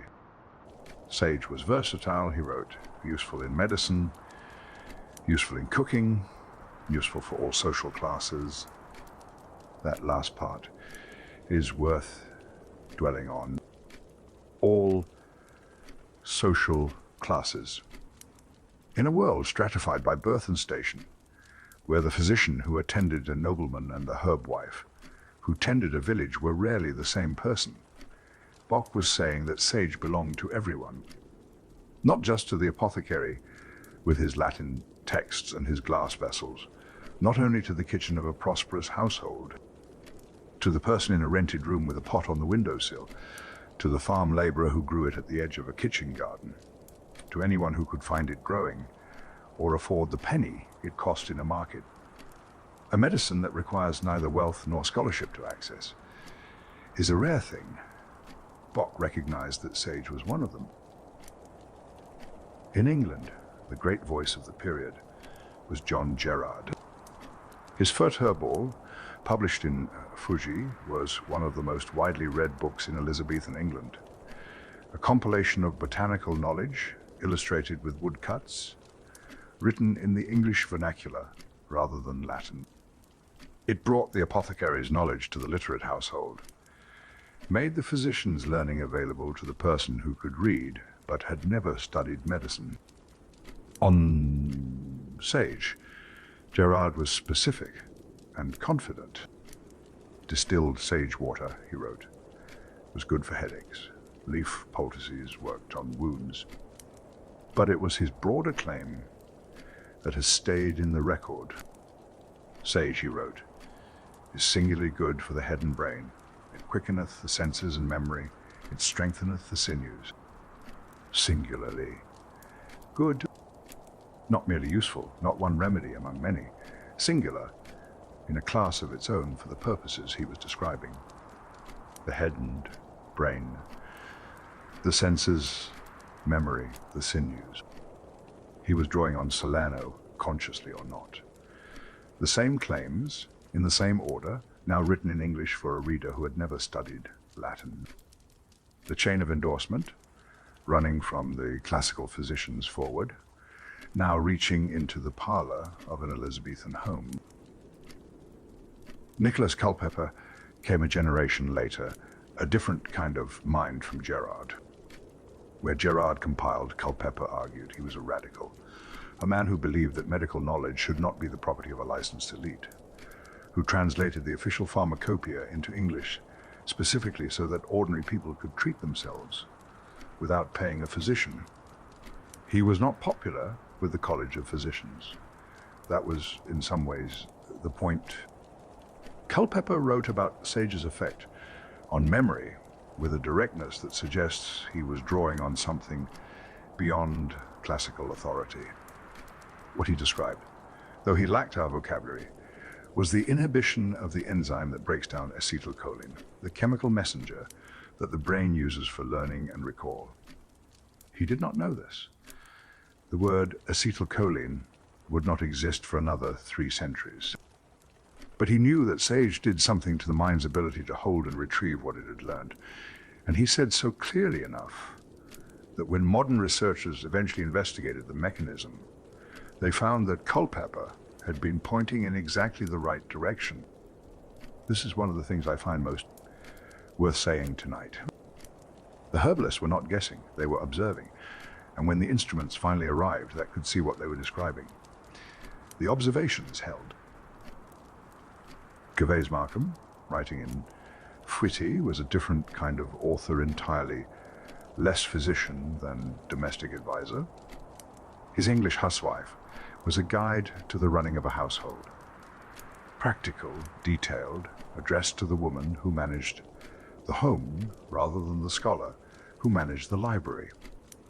He prescribed a tooth powder made from sage and salt, rubbed into the teeth and gums, used to clean and to whiten. This was not a new idea. The medieval period had already noted sage's use for the teeth, but Markham gave it a recipe, a specific preparation with a specific method. a domestic remedy, practical, inexpensive, and available to any household that grew sage in its garden, which, by the 17th century, was most of them across the Channel. The French had taken sage in a direction that is perhaps more surprising. The 17th century French court was not, by reputation, a place of austere simplicity. It was a place of refinement, of elaborate ritual, of the careful calibration of pleasure. And in those courts, sage liquors had become fashionable, prepared with care, offered to nobility. Called, without any apparent irony, elixirs of long life. A sage preparation, given a French name and a noble context, handed across tables where the conversation was about power and wit and the management of impression. The same herb that a monk had steeped for plague victims 2 centuries earlier, now poured into a glass at Versailles. The continuity is almost comic in its extremity, and yet the underlying belief was unchanged. That sage, consumed regularly, extended life, that it did something to the body's systems that made them last longer than they otherwise would. The language had become more elegant. The vessel had acquired cut glass. The belief had not shifted at all. Sebastian Niep was a Bavarian priest and herbalist whose influence on natural medicine extended well into the 19th century. He said something about sage that I have kept with me for many years. To have sage in a garden, he said, is to have a natural pharmacy at hand. He was not the first to say something like this. The idea runs through the whole of sage's history. But Niep said it with a particular plainness that I find useful. Not a panacea, not a sacred herb. In the elevated language of Paracelsus, simply this: pharmacy at hand in the garden. The suggestion being that a garden with sage in it was a garden that had made provision for a considerable range of what might go wrong. The applications were specific and practical. Sage infused in hot water and used as a gargle for sore throats. The same infusion taken internally for stomach complaints. Anti-inflammatory in action, addressing the irritation and swelling that made a sore throat miserable or a troubled stomach painful. These are not dramatic interventions. They are the quiet, reliable remedies that a person reaches for when something is wrong but not catastrophic. When what is needed is not rescue but relief. That category of remedy is, in some ways, the most important one, because catastrophe is rare. The sore throat is not. The troubled stomach is not. A plant that addresses what troubles people regularly, reliably, without drama, that is a plant worth having in the garden. Niep understood this. Every herbalist who has kept a serious practice understands it. The plants that earn the deepest trust are almost never the most theatrical ones. They are the ones that are simply there, season after season, doing what they do, asking nothing except that someone pay enough attention to grow them. England came to sage's medicinal reputation somewhat late. The early English use was simpler, more direct, less interested in the Latin texts than in what the plant did in the kitchen. Sage went into food, into the preparation of meat, into the flavoring of dishes that needed something strong enough to stand alongside them. That was, for a long time, the primary English understanding of what sage was for. It was only gradually, as the herbalist wrote, as Gerard and Culpeper brought the continental tradition into English, that the medicinal uses accumulated alongside the culinary ones. But the culinary tradition in England was itself old, and it was specific. Sage and onion, These two ingredients combined have a documented pedigree that reaches back into the medieval period, used in stuffing, in the preparation that goes alongside the Sunday roast, in the dishes that mark the weekly rhythm of an English household. This is not high cuisine. It is something more durable than that. It is the food that people make without consulting a recipe, because their mother made it, and her mother before her, and the method was never written down because it never needed to be. The smell of sage and onion cooking is, for a great many people on that island, the smell of Sunday, of winter, of the warmth of a particular kind of domestic order. That kind of association is not accidental. It is built over centuries of repetition. Sage also embedded itself in the English imagination through song. Scarborough, fair. The folk song lists its herbs in a particular order: parsley, sage, rosemary, and thyme. Sage is the second named, in the company of 3 other herbs that have their own long histories and their own considerable reputations. Folk songs are not botanical texts. They do not argue a case or cite evidence, but they preserve something that botanical texts cannot always capture, the sense of which plants mattered enough to remember, which ones were worth putting into the lines that people would carry in their heads across generations. The herbs in Scarborough Fair were not chosen at random. They were chosen because any English listener would know them, would recognize them immediately, would need no explanation. That kind of familiarity is its own kind of testimony. Across the channel, something unexpected was happening. In the 17th century, Chinese merchants were trading with the Dutch, a trade route that carried silk and porcelain and spices, and in the other direction, the European goods that Chinese markets had begun to value. Among those goods, sage. The exchange rate has been recorded, and it is remarkable. For 1 pound of European sage leaves, Chinese traders offered 3 or 4 pounds of tea. 3 to 1. 4 to 1. Tea, which was by then the dominant beverage of an entire civilization, which was produced in enormous quantities across a vast agricultural landscape, which the Dutch and English and Portuguese were paying considerable sums to acquire. And the Chinese were offering it at 3 times its weight for sage. I want to sit with that for a moment. This was not naive. Chinese traders were not unsophisticated. They understood value, they understood negotiation. They understood what they were offering and what they were asking for in return. And what they were asking for at that exchange rate was sage. Chinese medicine had its own sage relatives, its own long relationship with plants of the Salvia genus, and yet something about the European variety, Salvia officinalis, commanded a premium that the historical record has not fully explained. Perhaps it was simply scarcity, something unfamiliar, arriving from a distant place, commanding the price that novelty commands. Perhaps it was something more considered, an assessment, by people who knew medicinal plants well, that this particular species offered something their own varieties did not. We do not know. The records tell us the exchange rate. They do not tell us the reasoning.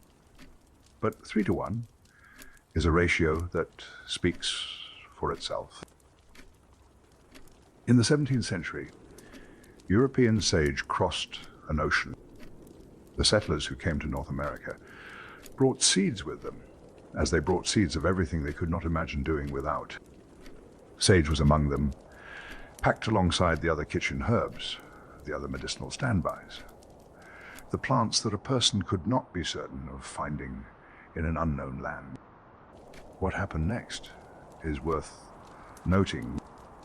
The indigenous peoples of North America encountered this plant, this European arrival, and adopted it for wound healing, particularly the antiseptic properties that had been observed in Egypt and Greece and the monasteries of medieval Europe, people who had no access to the classical texts, no knowledge of Dioscorides or Gerard or the school of Salerno, who encountered the plant fresh with no prior assumptions and reached the same conclusions. This is the pattern we keep finding. Different hands, different continents, different centuries. The same plant, the same observations, the same uses. That consistency is not coincidence, it is evidence. The colonial kitchen brought sage into a tradition that would eventually become one of the most recognized meals in the American calendar. Thanksgiving, stuffing. The early American colonists prepared their birds with sage. It went into the stuffing as it went into the English stuffing before it, a carryover across an ocean of the same sage and onion instinct the medieval English had already established. What the colonists were doing, though they likely did not think of it this way, was carrying a tradition forward into a new context, planting it in new soil, the way they had planted the seeds. That tradition held. It became part of a new national ritual. Sage, every fourth Thursday of November, in kitchens across a continent that its seeds had never known until the 17th century.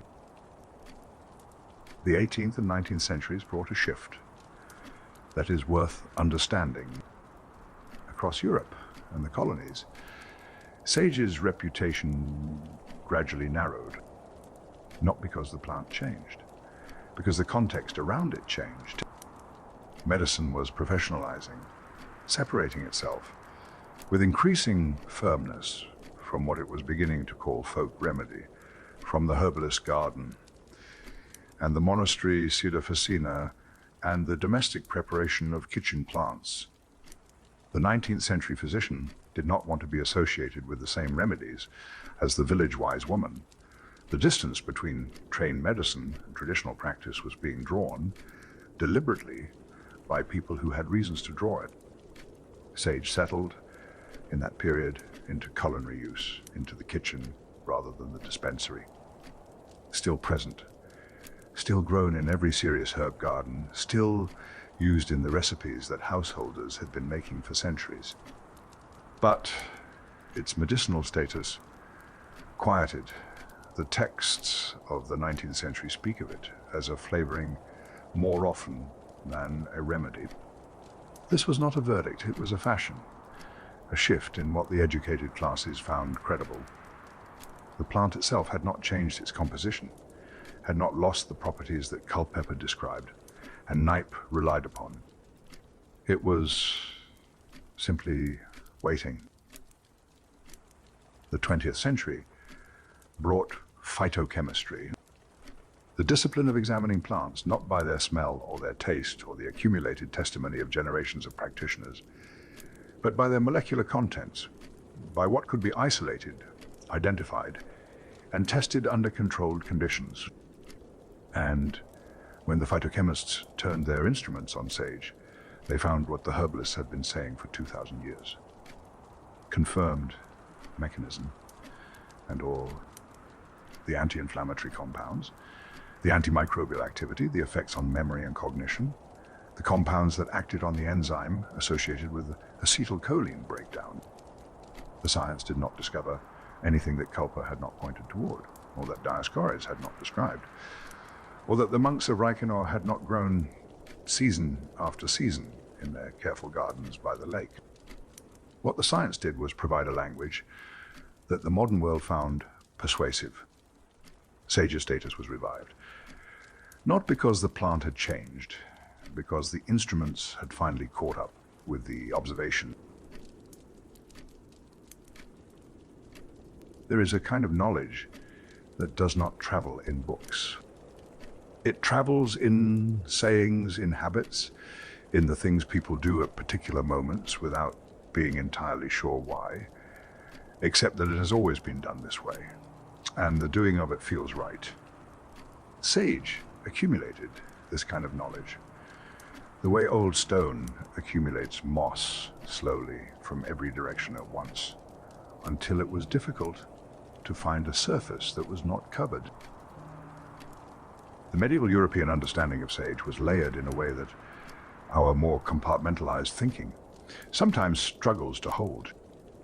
It was a medicinal plant, simultaneously a culinary one, and simultaneously something else, something that occupied the space where medicine meets belief, where the practical and the sacred are not yet separated.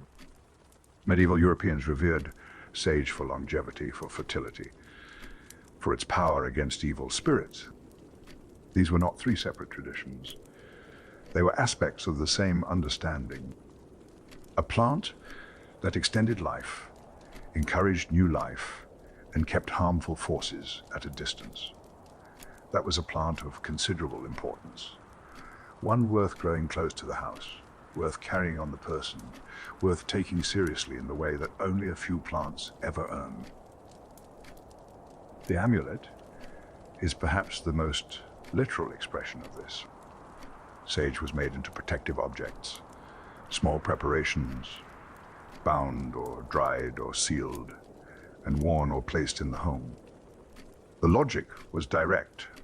If sage's smoke cleared a space of harmful presences and sage consumed strengthened the body against disease, then sage carried near the body ought to extend that protection continuously. Not a dramatic gesture, a quiet, constant one. The amulet did not require ceremony each time. It simply needed to be present, to be there, day after day, doing its slow work. This is a different relationship with a plant than either the physicians or the cooks. The physician uses a plant at a specific moment for a specific purpose. The cook uses it in a specific dish. The person carrying the amulet is in continuous relationship with it. The plant is a companion, not a tool. The proverb that came down through the medieval centuries is worth saying carefully. He that would live for aye must eat sage in May. Aye, meaning ever always, without end. This is a strong claim, stronger in some ways than anything Culpeper or Gerard committed to paper. The physicians were careful. They describe what sage did for specific complaints. They framed their claims within the limits of observable evidence. The proverb was not careful. It offered something the physicians would never have put in writing: immortality, or something adjacent to it. Sage eaten in May, at the peak of spring, before the flowering, when the plant's strength was understood to be at its height, was the key to a life without end. The timing matters here. Folklore across several traditions held that sage was most potent before it flowered. This is not an arbitrary superstition. It reflects something that gardeners and herbalists observe in practice. Before flowering, the plant's energy is concentrated in its leaves. The volatile oils, the compounds that give sage its smell and much of its medicinal activity, are at their most dense before the plant directs its resources toward reproduction.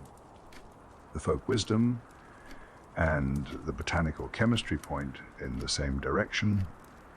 People who paid close attention to when sage smelled strongest, when its flavor was sharpest, when its effects seemed most pronounced. They noticed the pre-flowering peak, and they codified it into tradition. Eat it in May. That is when it is most itself, most powerful, most worth having.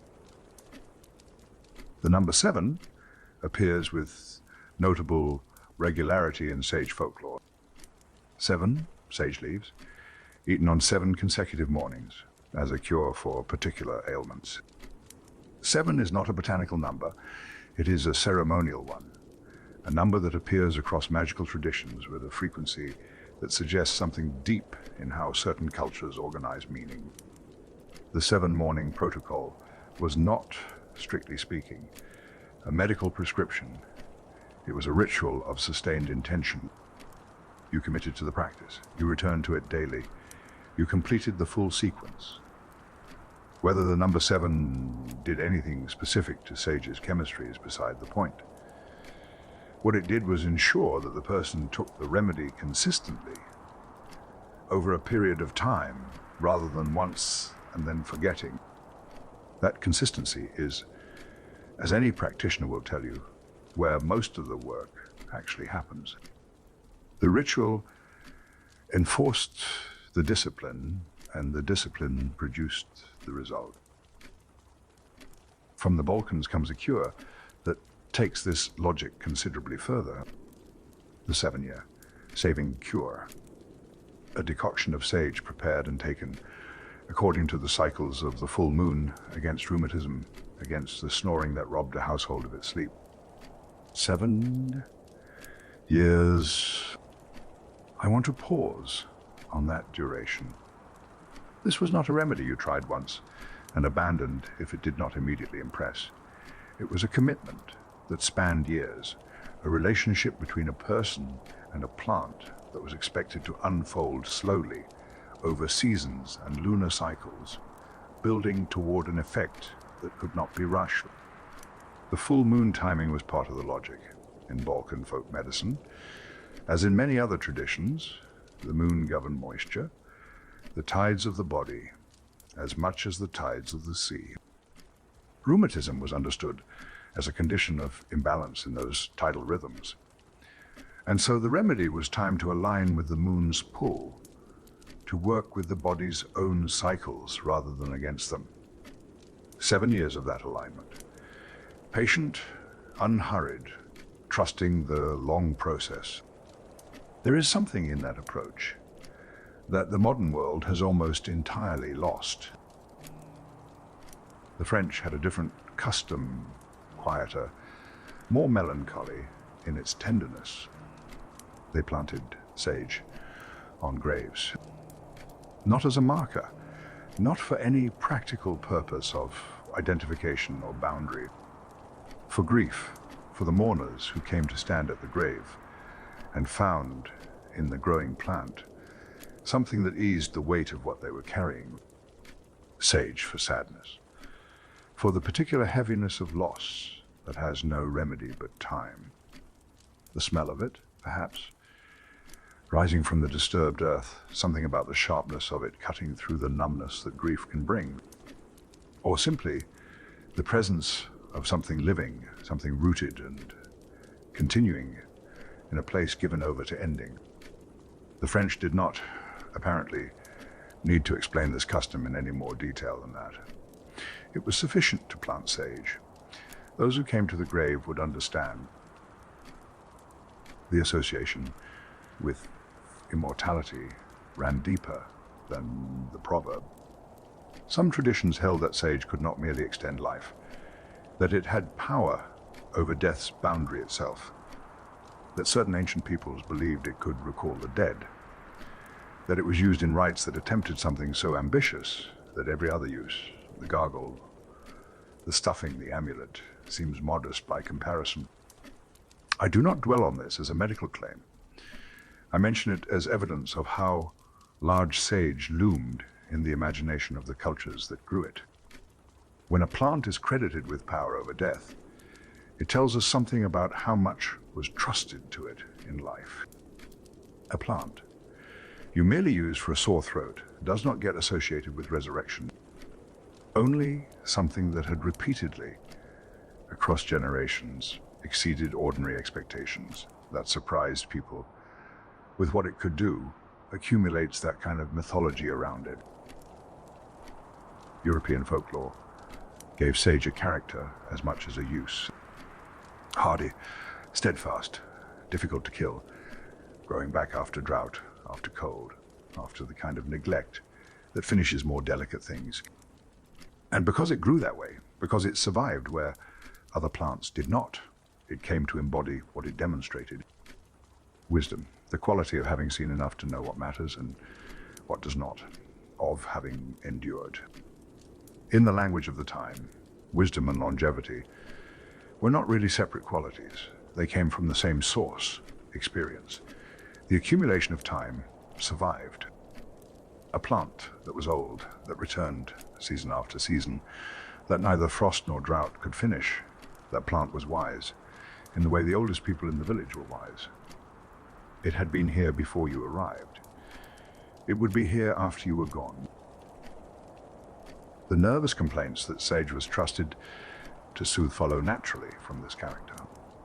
St. Anthony's fire, ague, heartburn. These are conditions marked by heat and agitation, by something in the body running too fast, burning too bright. Sage, with its steadiness, its coolness in the hand, its particular kind of contained intensity, seemed to address that, to settle what had become unsettled, to bring the body back toward the quality the plant itself embodied. This is not a mechanistic explanation. It is something more holistic than that. The plant as a model, the medicine as an invitation to move toward what the plant demonstrated. Calm persistence. The quiet capacity to continue. I find that I return to the grave custom more than any other in this section. Not because it is the most dramatic. It is among the gentlest, but because it suggests that whoever established it understood something true, that grief is a condition of the living, not the dead. That what needs tending is not the grave, but the person standing at it.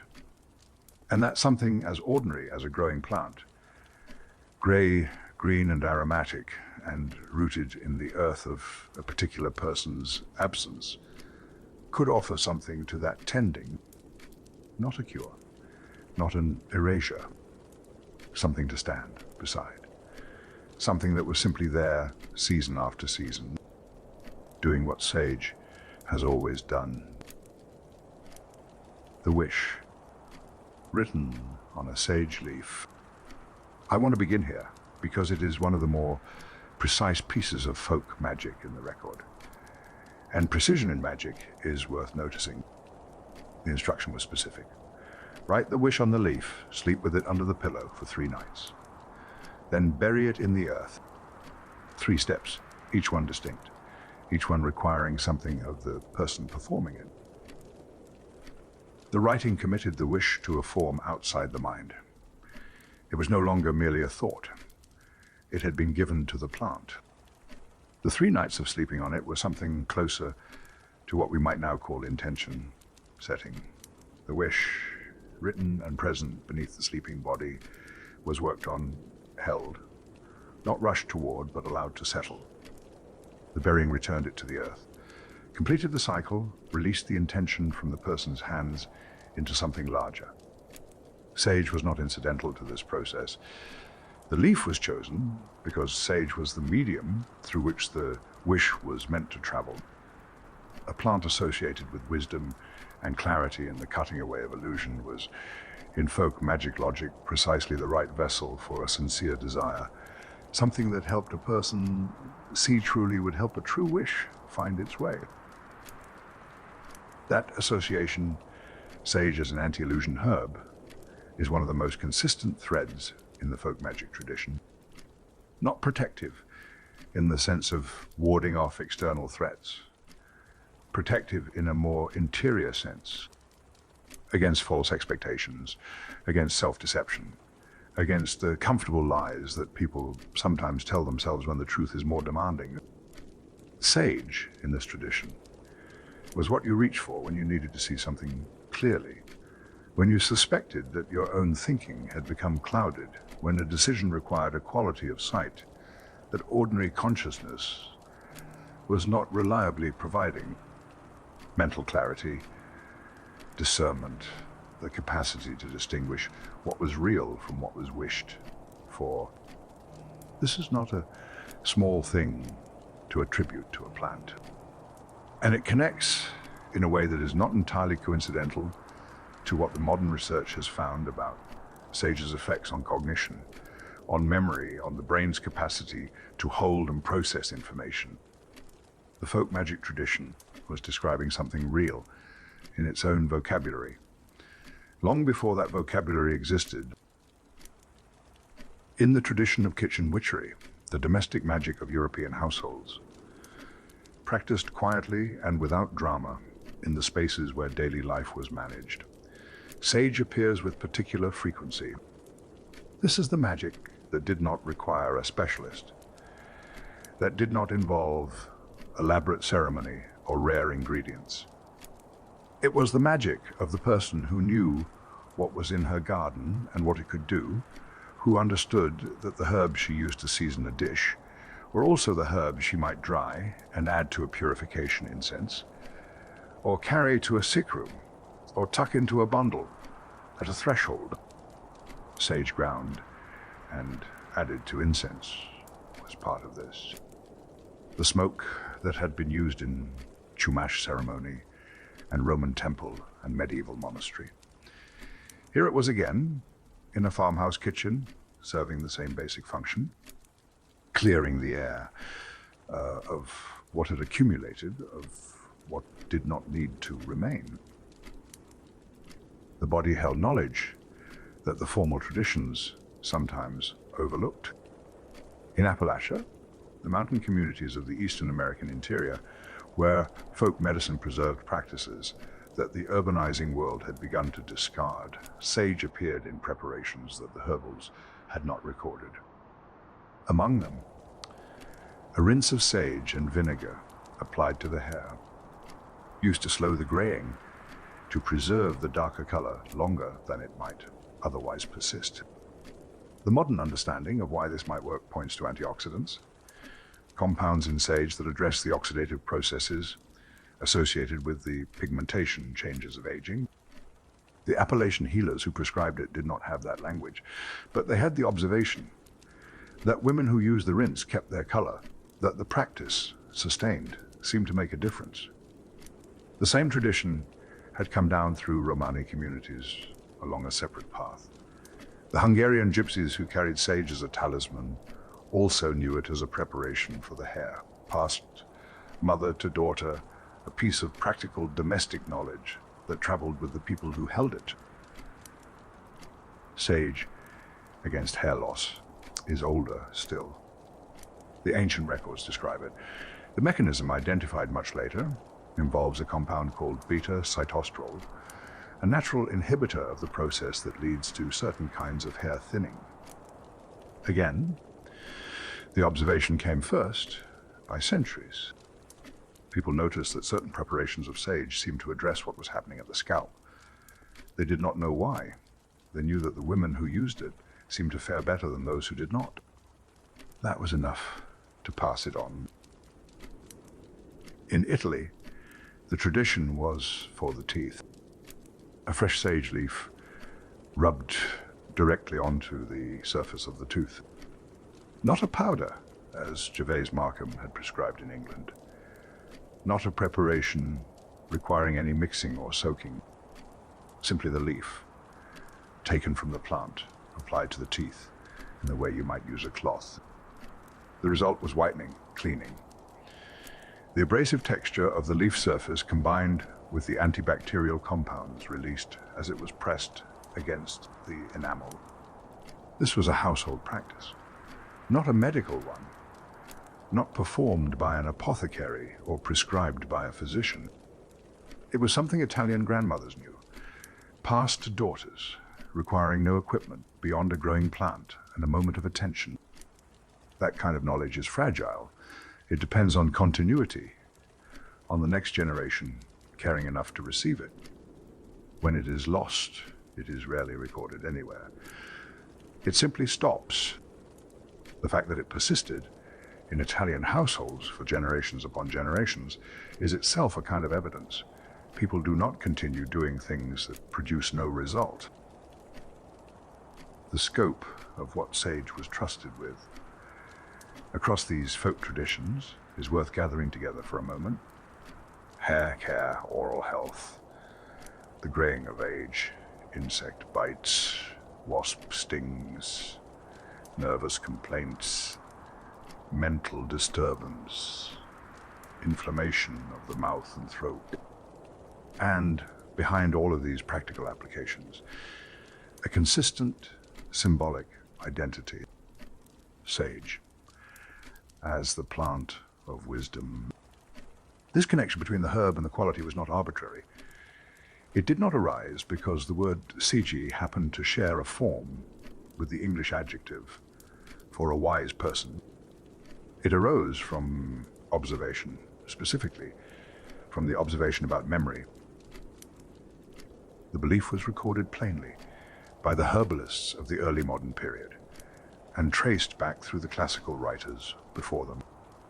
Sage strengthened memory, and if a plant strengthened memory, if it helped the mind hold what it had learned, recall what it needed, retain the accumulation of experience, then a person who had used it wisely and long might reasonably be expected to carry more than others.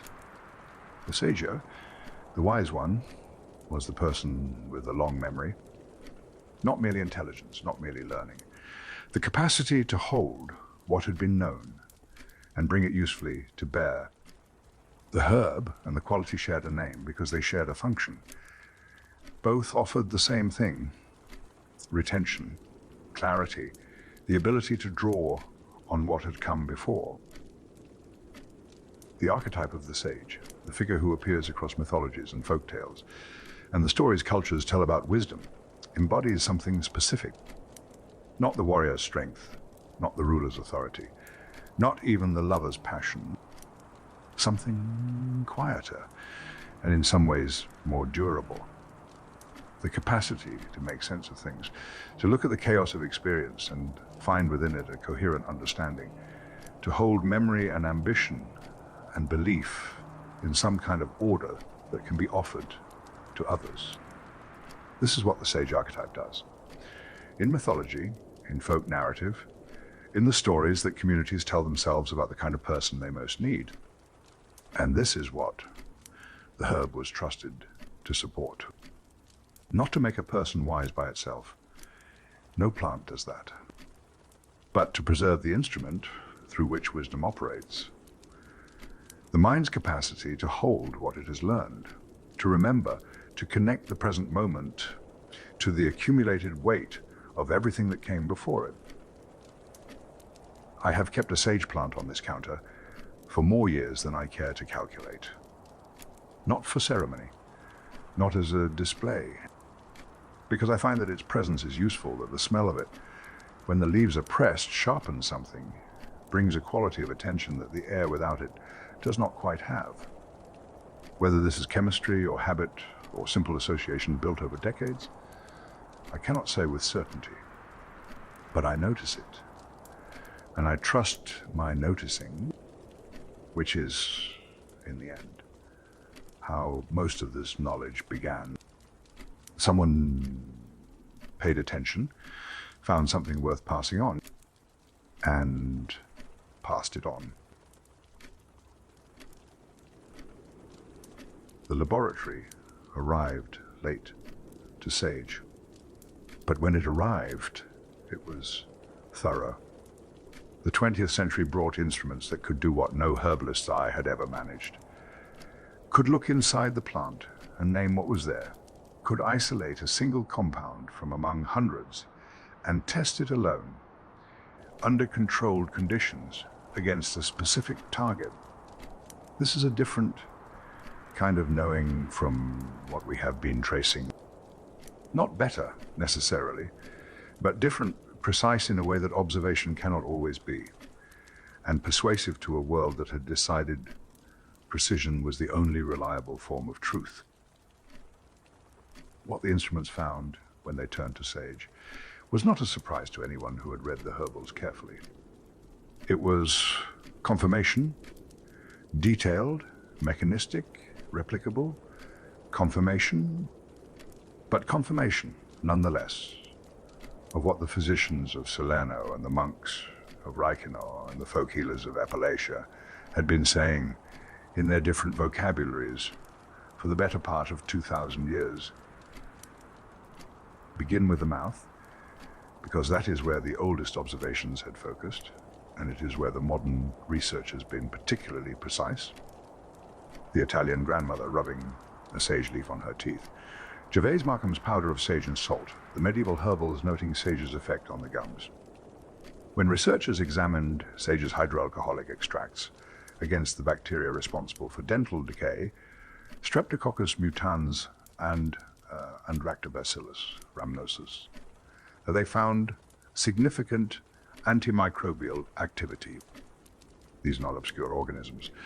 They are among the primary agents of tooth decay and gum disease, the bacteria that the dentist is concerned with when things begin to go wrong in the mouth.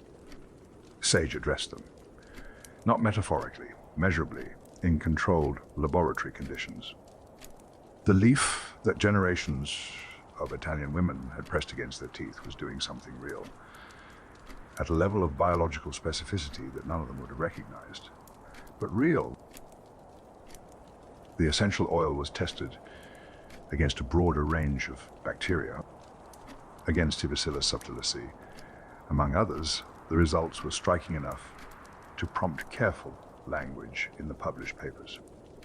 The essential oil outperformed certain antibiotics.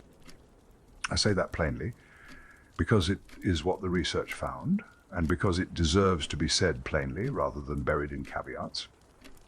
The context matters. These were laboratory studies, not clinical trials. The conditions of a petri dish are not the conditions of a living body. But the result was the result. Against specific bacteria, under specific conditions, sage's essential oil was more effective than certain pharmaceutical. The plant that medieval physicians trusted before antibiotics existed was, in some respects, ahead of certain antibiotics. Against food spoilage bacteria, aqueous sage extracts, simple water-based preparations, proved comparable to synthetic preservatives in research conditions. The implications of this for food safety are not trivial. A natural preparation grown in a garden, performing at the level of a manufactured chemical designed specifically for preservation. The Romans who packed their meat with sage were not merely adding flavor, they were extending shelf life, suppressing the microbial activity that would have made the food dangerous. They did not know this in those terms, but the effect was there, and the modern research confirmed it. The gut follows a similar pattern. Traditional use across multiple cultures had applied sage to diarrhea, to intestinal spasm, to the complaints that arise when the gut's ordinary rhythm becomes disturbed. The mechanism, identified through pharmacological study, involves the activation of potassium channels and the antagonism of calcium channels in the smooth muscle of the intestinal wall. This is the precise language of how the gut is calmed, how spasm is addressed, how the muscle that has become overactive is encouraged back toward its ordinary pace. The folk healers described the effect. The pharmacologists described the pathway. They were describing the same event at different levels of resolution. The full list of pharmacological effects that research has now confirmed is long enough to require a pause. Anti-cancer activity, anti-inflammatory, antioxidant, antimicrobial, anti-mutagenic, effects relevant to blood sugar, to lipid levels, to the management of conditions that define much of what the modern world finds itself treating, and anti-dementia. That last one is worth its own moment of attention. The cognitive effects of sage were the oldest claim in the record. Memory, mental clarity, the quickening of the senses that Gerard described. The anti-illusion property that the folk magic tradition identified.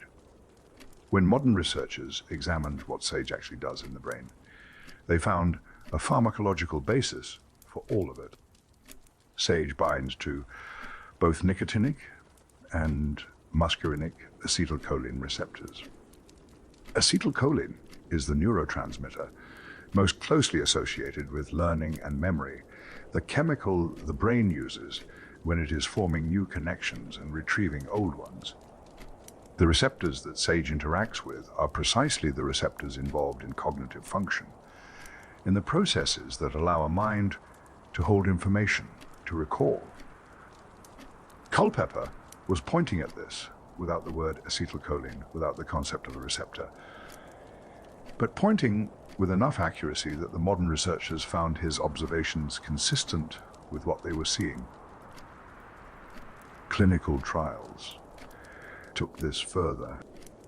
Sage extract, administered to healthy volunteers, improved recall and mental arithmetic ability.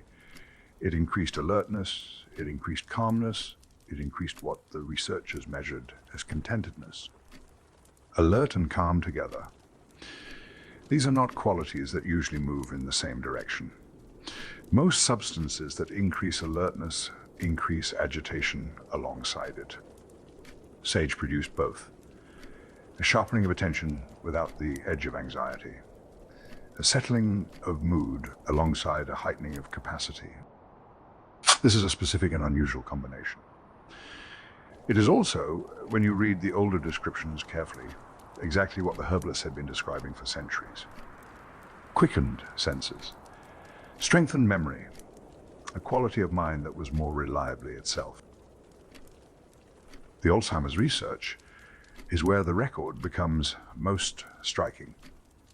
In a clinical study, patients with mild to moderate Alzheimer's disease were given sage extract for 16 weeks.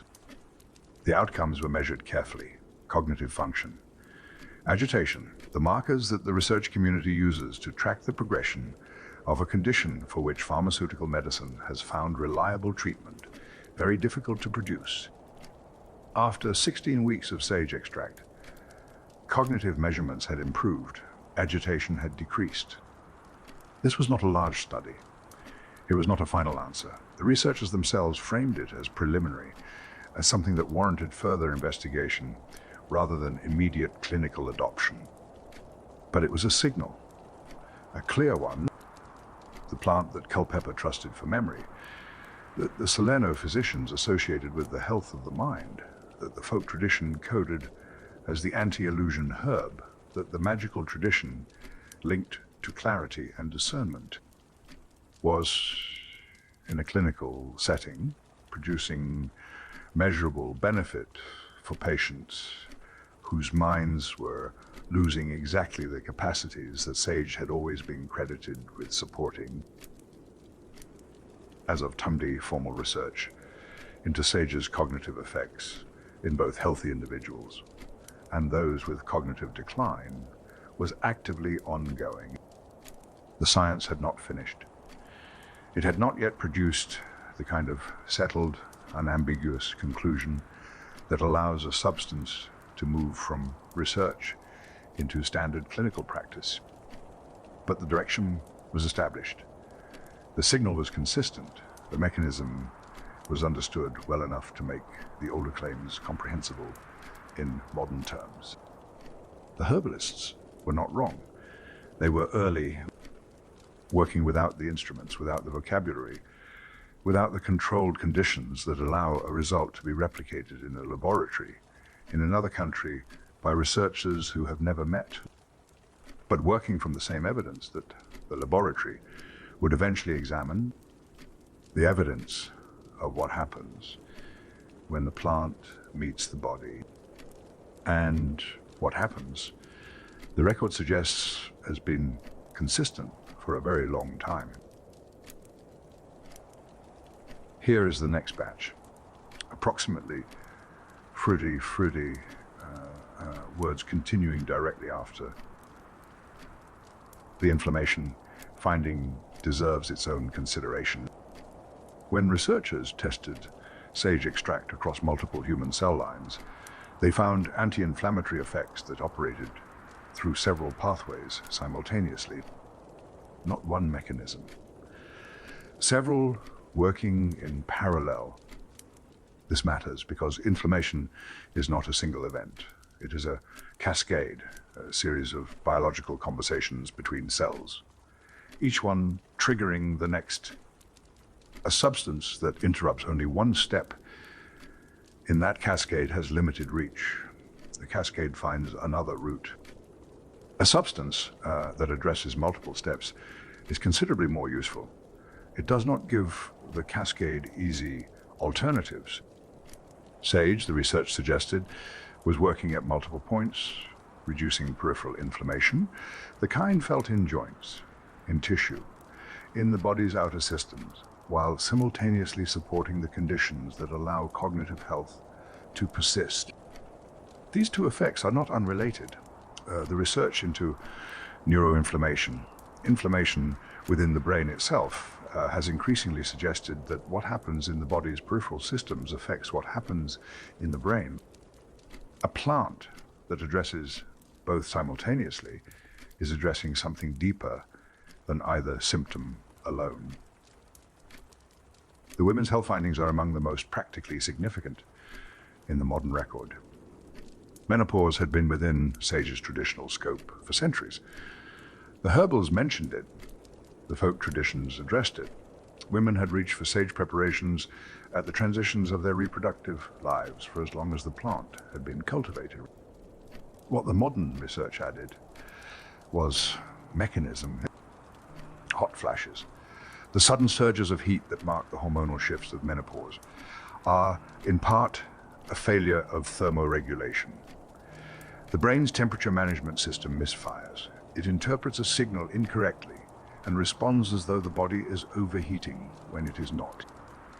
Sage extract, clinical research suggests, acts on serotonin receptors in a way that helps normalize the thermoregulation. The serotonin system is involved in temperature control in ways that were not fully understood until relatively recently. The connection between a neurotransmitter associated with mood and a physiological process associated with body heat is not an obvious one. But sage appears to work at exactly that intersection. Small studies reported reductions in the frequency of hot flashes among women who took sage preparations regularly.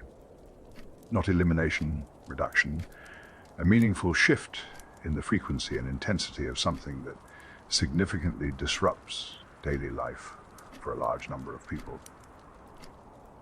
The scope of sage's traditional use in women's health extended further.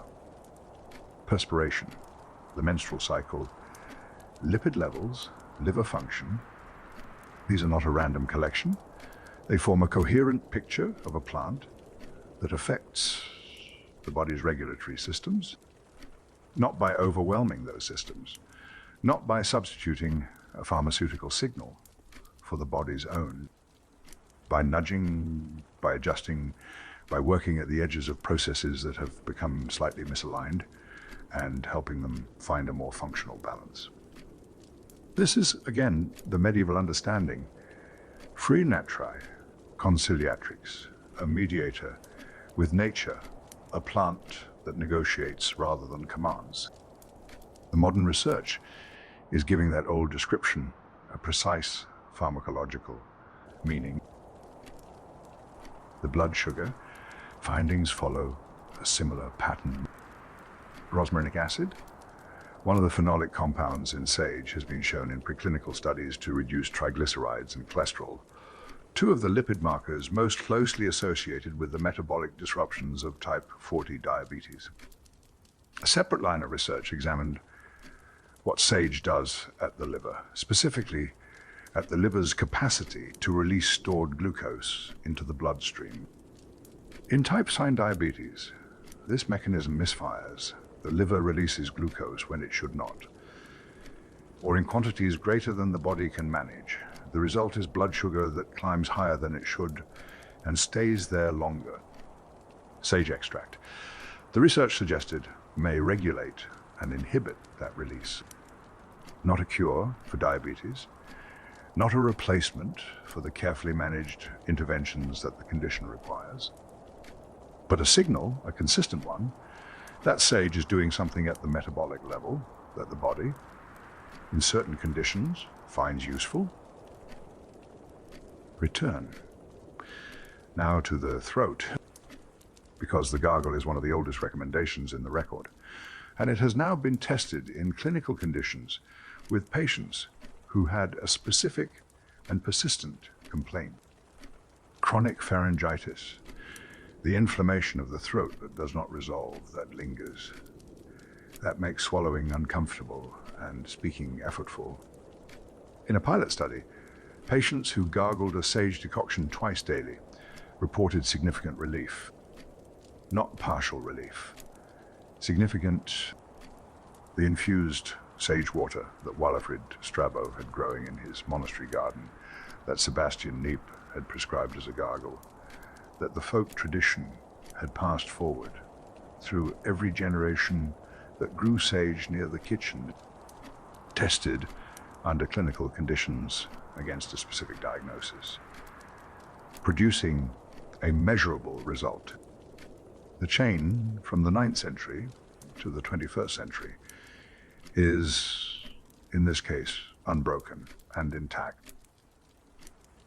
What the plant contains that produces all of this is now mapped with considerable precision. Volatile oils, among them thujone and camphor, compounds that contribute to sage's antimicrobial activity and its characteristic smell. Phenolic acids, rosmarinic acid, caffeic acid, compounds associated with antioxidant and anti-inflammatory effects, flavonoids, tannins, each category contributing its own range of biological activity. The full picture is a chemistry of considerable complexity, not a single active ingredient that can be extracted and concentrated and sold in isolation. A community of compounds, each one doing something, many of them doing more when they are in the presence of the others than they would do alone. This is something the pharmaceutical model finds genuinely difficult to accommodate. It prefers single compounds, isolatable, patentable, reproducible in a factory without a seed in sight. Sage does not cooperate with that preference. Its activity is distributed across its chemistry. The whole is greater than the sum of the extractable parts. The flavor compounds tell their own story.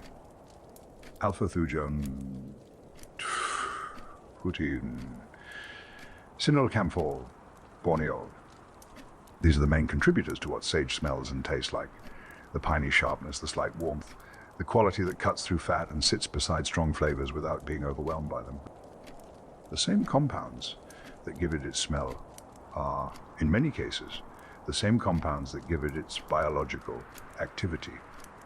The aroma is not incidental, it is the plant's chemistry announcing itself, the volatile oils reaching the nose before anything has been ingested. This is why burning sage produces effects that are more than symbolic. The compounds that the smoke carries are the same ones the research has been examining. When the Chumash burned sage before ceremony, when the Roman priest carried it into the temple, when the medieval healer moved it through a sick room, they were delivering sage's chemistry into the air of the space, into the lungs of the people present. The ritual and the pharmacology were the same act. They simply did not know it in those terms, and they did not need to. The plant worked regardless of whether the people using it could explain the mechanism. It has always worked that way. That is, perhaps, the most important thing the science has confirmed. Not that sage works, because we now understand how, but that it was working all along. Here is the next batch. Approximately fruity, words continuing directly after. The folk tradition had noticed the timing, harvest before flowering. Take the leaf at its peak. The May proverb was not merely ceremonial. The modern research has given that observation a number. Fresh sage, leaves harvested before full bloom, contain 2 to 4 times the bioactive activity of dried preparations. 2 to 4 times. That is not a marginal difference. It is the difference between a remedy and a significantly more potent one. The process of drying which makes sage storable, tradable, shippable across oceans, also degrades a meaningful portion of what makes it medicinally active. The volatile oils that carry much of the antimicrobial and anti-inflammatory activity are, by definition, volatile. They disperse. They diminish with time and with heat. The apothecary who kept dried sage in his food officina was working with a fraction of what the gardener who stepped outside and took a fresh leaf was working with. Both were working with something real, but the fresh leaf was working harder. The Italians who rubbed a fresh leaf on their teeth, the folk healers who prepared decoctions from leaves taken that morning, they were, without knowing it, preserving a potency that the dried preparations could not fully replicate. The nutritional picture is a separate matter from the medicinal one, but it is worth setting out. Sage contains significant levels of vitamin K, of magnesium, of zinc and copper. These are not exotic trace elements. They are foundational to a number of biological processes. Vitamin K for coagulation and bone metabolism, magnesium for muscle function and nerve signaling, zinc for immune response, copper for the formation of connective tissue and the function of certain enzymes. Beyond the minerals, caffeic acid, chlorogenic acid, rosmarinic acid, ellagic acid, rutin. Each of these phenolic compounds carries its own portfolio of biological activity. Antioxidant, anti-inflammatory, anti-mutagenic. A plant that appears in small quantities in a weekly meal is delivering all of this, not in therapeutic doses, but consistently, over years, over a lifetime of Sunday dinners and sage and onion stuffing and the occasional gargle. When something in the throat requires attention, the cumulative effect of that kind of sustained, low-level exposure is not something the clinical trial is well designed to measure. But it is something the cultures that ate sage regularly, generation after generation, may have been experiencing without being able to name it.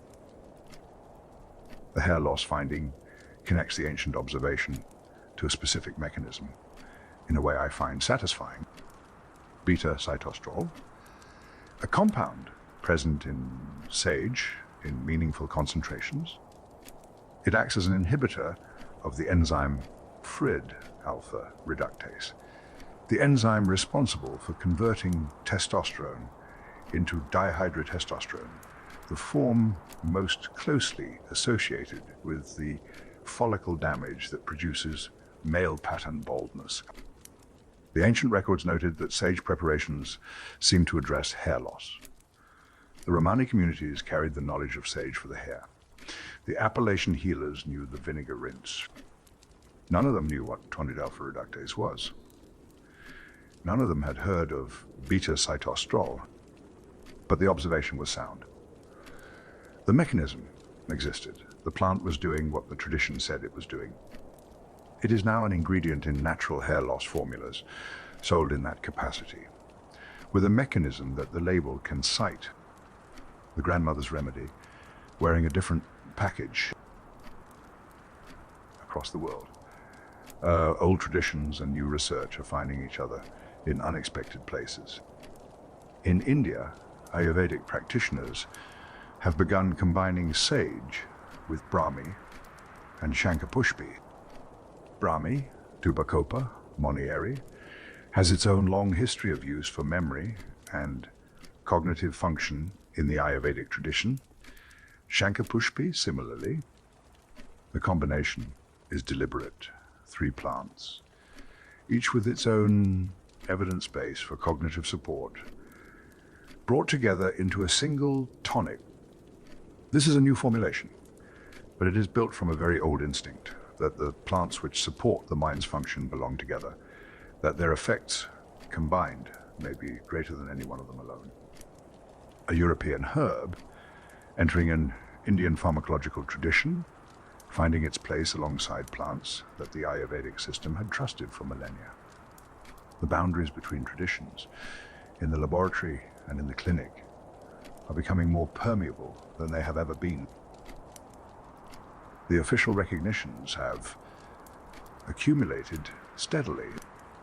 German Commissioning, the body that evaluates the evidence for herbal remedies in Germany with a rigor that the medical community broadly respects, has formally permitted the use of Sambia officinalis for dyspepsia and inflammation. This is not a folk endorsement. It is a regulatory one, based on the review of clinical evidence, assessed against the standards that pharmaceutical preparations are held to, and found sufficient. Sage, in the German system, is an approved remedy, not a supplement, not a traditional use, awaiting confirmation, an officially recognized therapeutic application. The pharmacopoeias of Austria, Germany, Hungary, the Netherlands, Poland, Portugal, Romania, Russia, and Switzerland had all listed sage by the mid-20th century. A plant appearing in the official drug references of 9 European nations simultaneously is not a marginal remedy. It is, by any reasonable measure, part of the established pharmacological record. The antibiotic observation is worth revisiting in this context. Sage is considered by herbalists across multiple centuries, and now by researchers examining the evidence, to be among the few plants with genuine antibiotic capability.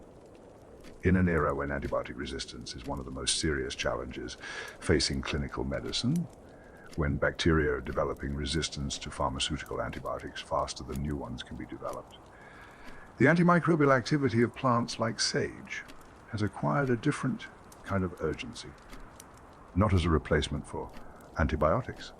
The situation is not that simple, but as a direction, a signal that the plant kingdom contains antimicrobial strategies that bacteria have not yet learned to circumvent in the way they circumvent pharmaceutical ones, because the plants have been deploying those strategies for far longer than pharmaceuticals have existed. The safety picture deserves equal honesty. Sage is safe in the amounts found in food. That is the considered position of the relevant regulatory bodies, and it is consistent with millennia of culinary use without documented harm. The qualification involves thujone, one of the volatile oils present in sage. Thujone can be toxic in large amounts or with prolonged use of highly concentrated preparations. The amounts found in a reasonable culinary or therapeutic use, a garnish, a gargle, and occasional tea, do not approach problematic levels. The amounts found in concentrated essential oil preparations taken over long periods. This is a distinction that every serious herbalist has understood for a long time. The dose makes the medicine, and the dose also makes the danger.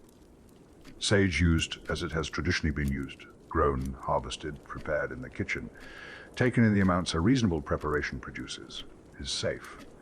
Has been safe for the entire recorded history of its use. Sage concentrated beyond what any traditional preparation would produce and consumed in quantities no traditional user would have considered. That is a different matter. The distinction is not complicated, but it is worth stating clearly. The frontier of the research now reaches into territory that the herbalist could not have imagined. Epigenetics. The study of how compounds affect gene expression, how substances influence not the genes themselves, but whether and how those genes are read by the body's own systems. Compounds in sage have been found to work through epigenetic pathways, affecting gene expression in ways that may, the researchers suggest, have implications for neurological disease and for cancer. This is preliminary. Careful language is required, but the direction is clear. Sage is not simply delivering compounds that produce immediate effects.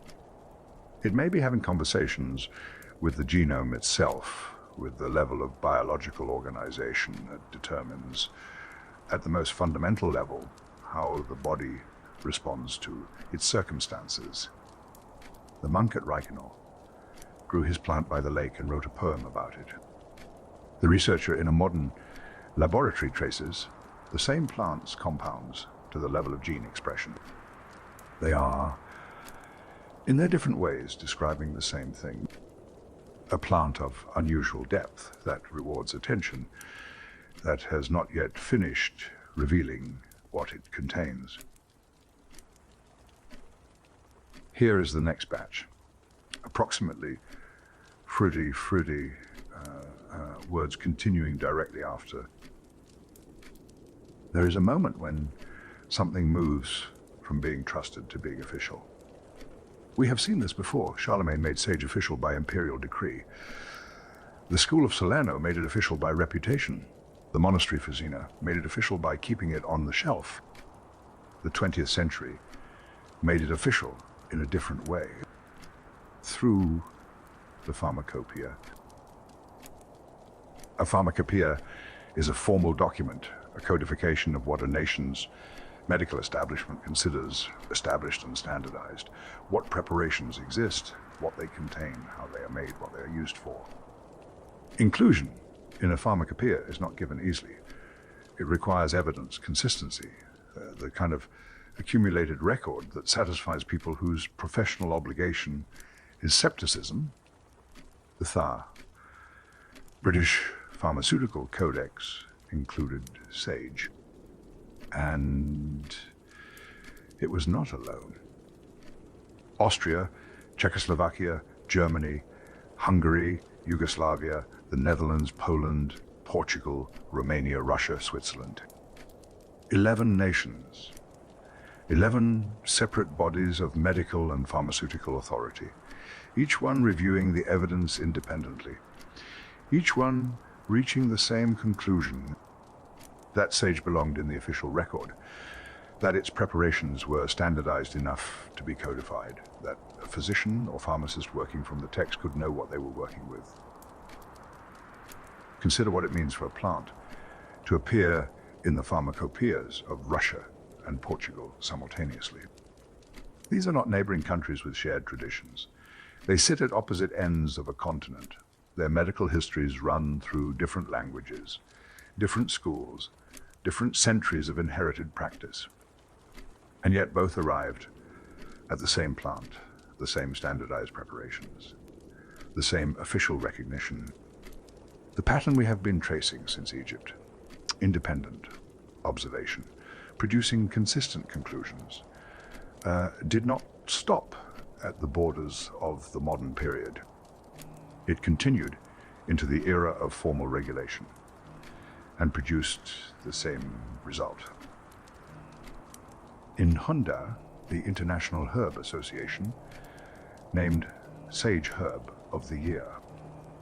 This is a different kind of recognition from a pharmacopoeia, less formal, more celebratory, but worth noting because of what it represents.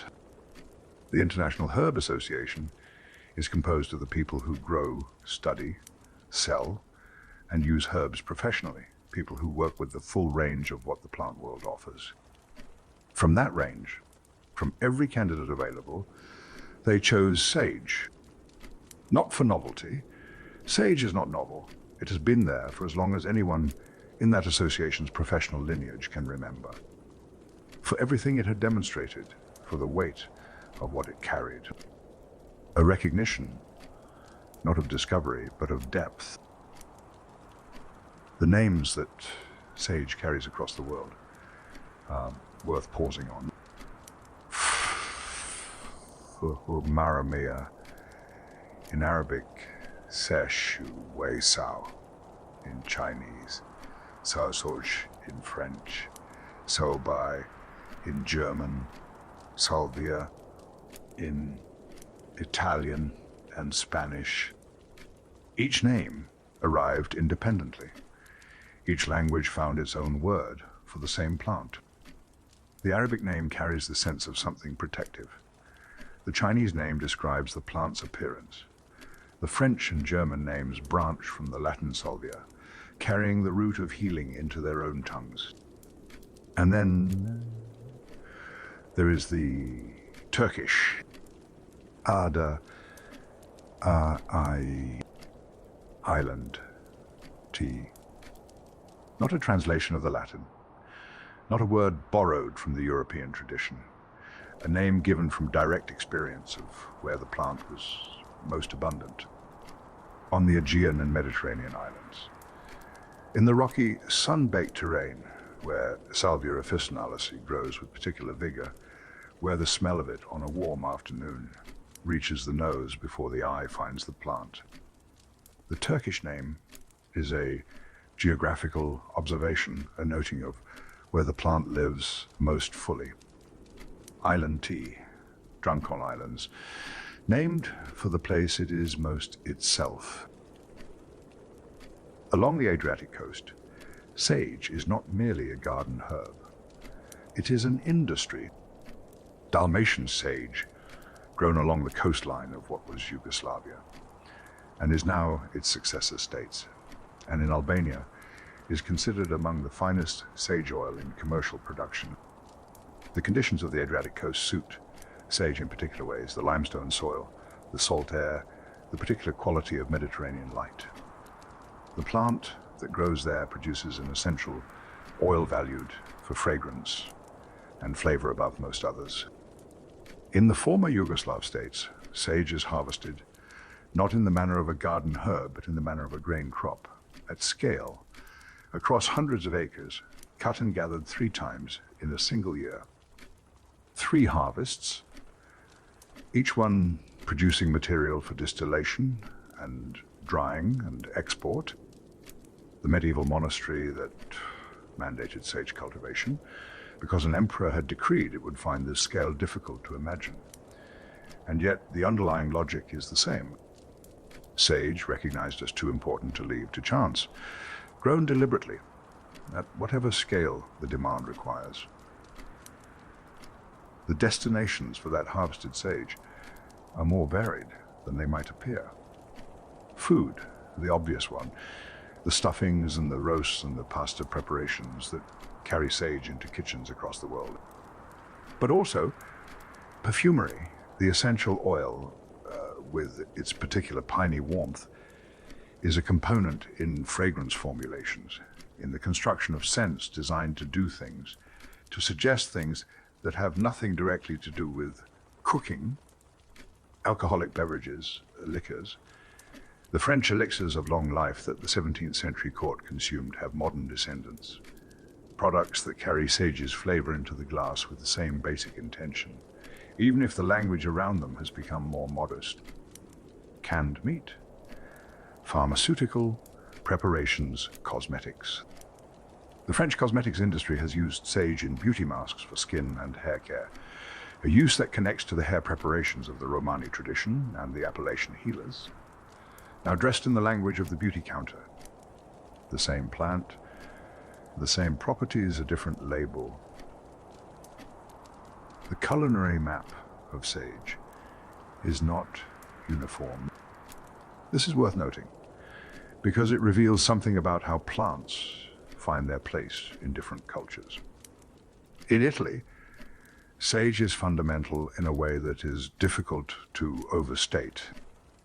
Burro e salvia, butter and sage, the simplest of preparations. Fresh leaves fried in butter until the butter browns and the leaves crisp, poured over pasta. It is one of the great preparations of Italian cooking, achieving something that its simplicity does not suggest is possible. The nuttiness of the brown butter and the intensity of the fried sage producing a flavor that is considerably more complex than 2 ingredients have any right to produce. Sage with fish. Sage and saltimbocca, the Roman preparation of veal wrapped with prosciutto and sage, named for the phrase that means jump in the mouth. In Italy, sage is not a seasoning at the edge of a dish. It is often the point of the dish. France is a different story entirely. And it is one of the more curious facts in sage's history. France is a nation that takes its cuisine seriously. That has produced some of the most refined culinary traditions in the world that grow sage without difficulty in its climate and soil. And yet, sage never found widespread favor in French cooking. It remained in France primarily medicinal, a plant of the apothecary rather than the kitchen, the elixirs and the medicinal preparations. Yes, the Sunday roast. No, why this should be so is not entirely clear from the record. Perhaps the flavor did not suit the direction French cooking was moving. French cuisine developed toward refinement in a particular direction, toward delicacy, toward subtlety, toward sauces of great complexity built on reduced stocks. Sage is not delicate, it is assertive. It does not efface itself in a sauce, it announces itself, and perhaps that quality, valued in Italian, English, and German cooking, found less welcome in a culinary tradition that was moving toward a different aesthetic. It is a reminder that a plant's reception in a culture is not determined solely by its properties. The culture brings its own preferences, its own trajectory. Sage arrived in France and found a more comfortable home in the pharmacy than the kitchen, and there it has largely remained. Today, sage is cultivated across a span of countries that reflects both its adaptability and its value. Italy, Turkey, Portugal, Spain, Cyprus, England, Canada, the United States. Each of these growing contexts produces sage shaped by its particular soil and climate. The Dalmatian coast produces one character of oil. The English garden produces another. The Turkish island another. Still, the same species, reading its environment differently, adjusting the proportions of its compounds in response to the conditions it finds. This is what plants do. They are not fixed, they respond, they adapt the expression of their chemistry to what the place demands. The sage growing on a limestone cliff above the Adriatic is not identical to the sage growing in a damp English kitchen garden, but it is recognizably the same plant, the same grey-green persistence, the same characteristic smell, the same stubborn return after winter. A species that has spread itself across half the world's growing regions and made itself at home in all of them. Not because it was forced there by decree, as Charlemagne once forced it into Carolingian farms, but because wherever it arrived, it proved worth keeping. That, in the end, is how a plant earns its place. Not by declaration, by demonstration, season after season, in soil after soil, proving what it is. And that is where we will leave sage tonight. Not because the story is finished. It is not finished. The research continues. The gardens are still growing somewhere. Right now, a fresh leaf is being pressed between someone's fingers for the first time, and they are noticing the smell and beginning to understand why people have always paid attention. But we have covered a great deal of ground together. From the Ebers papyrus to the epigenetics laboratory, from the Aztec drink ground, from sage seeds to the Italian grandmother and her fresh leaf, from Charlemagne's imperial decree to a pilot study in a clinical setting that confirmed what the monks of Reichenau already knew. The same plant, the same grey-green persistence across every civilization that encountered it. Always found worth keeping. I hope tonight has given your mind something good to rest on. Something that felt perhaps a little larger than the day that preceded it. That is what I am always hoping for when I sit down behind this counter and begin. Thank you for spending these hours here. Truly, I hope you are already asleep.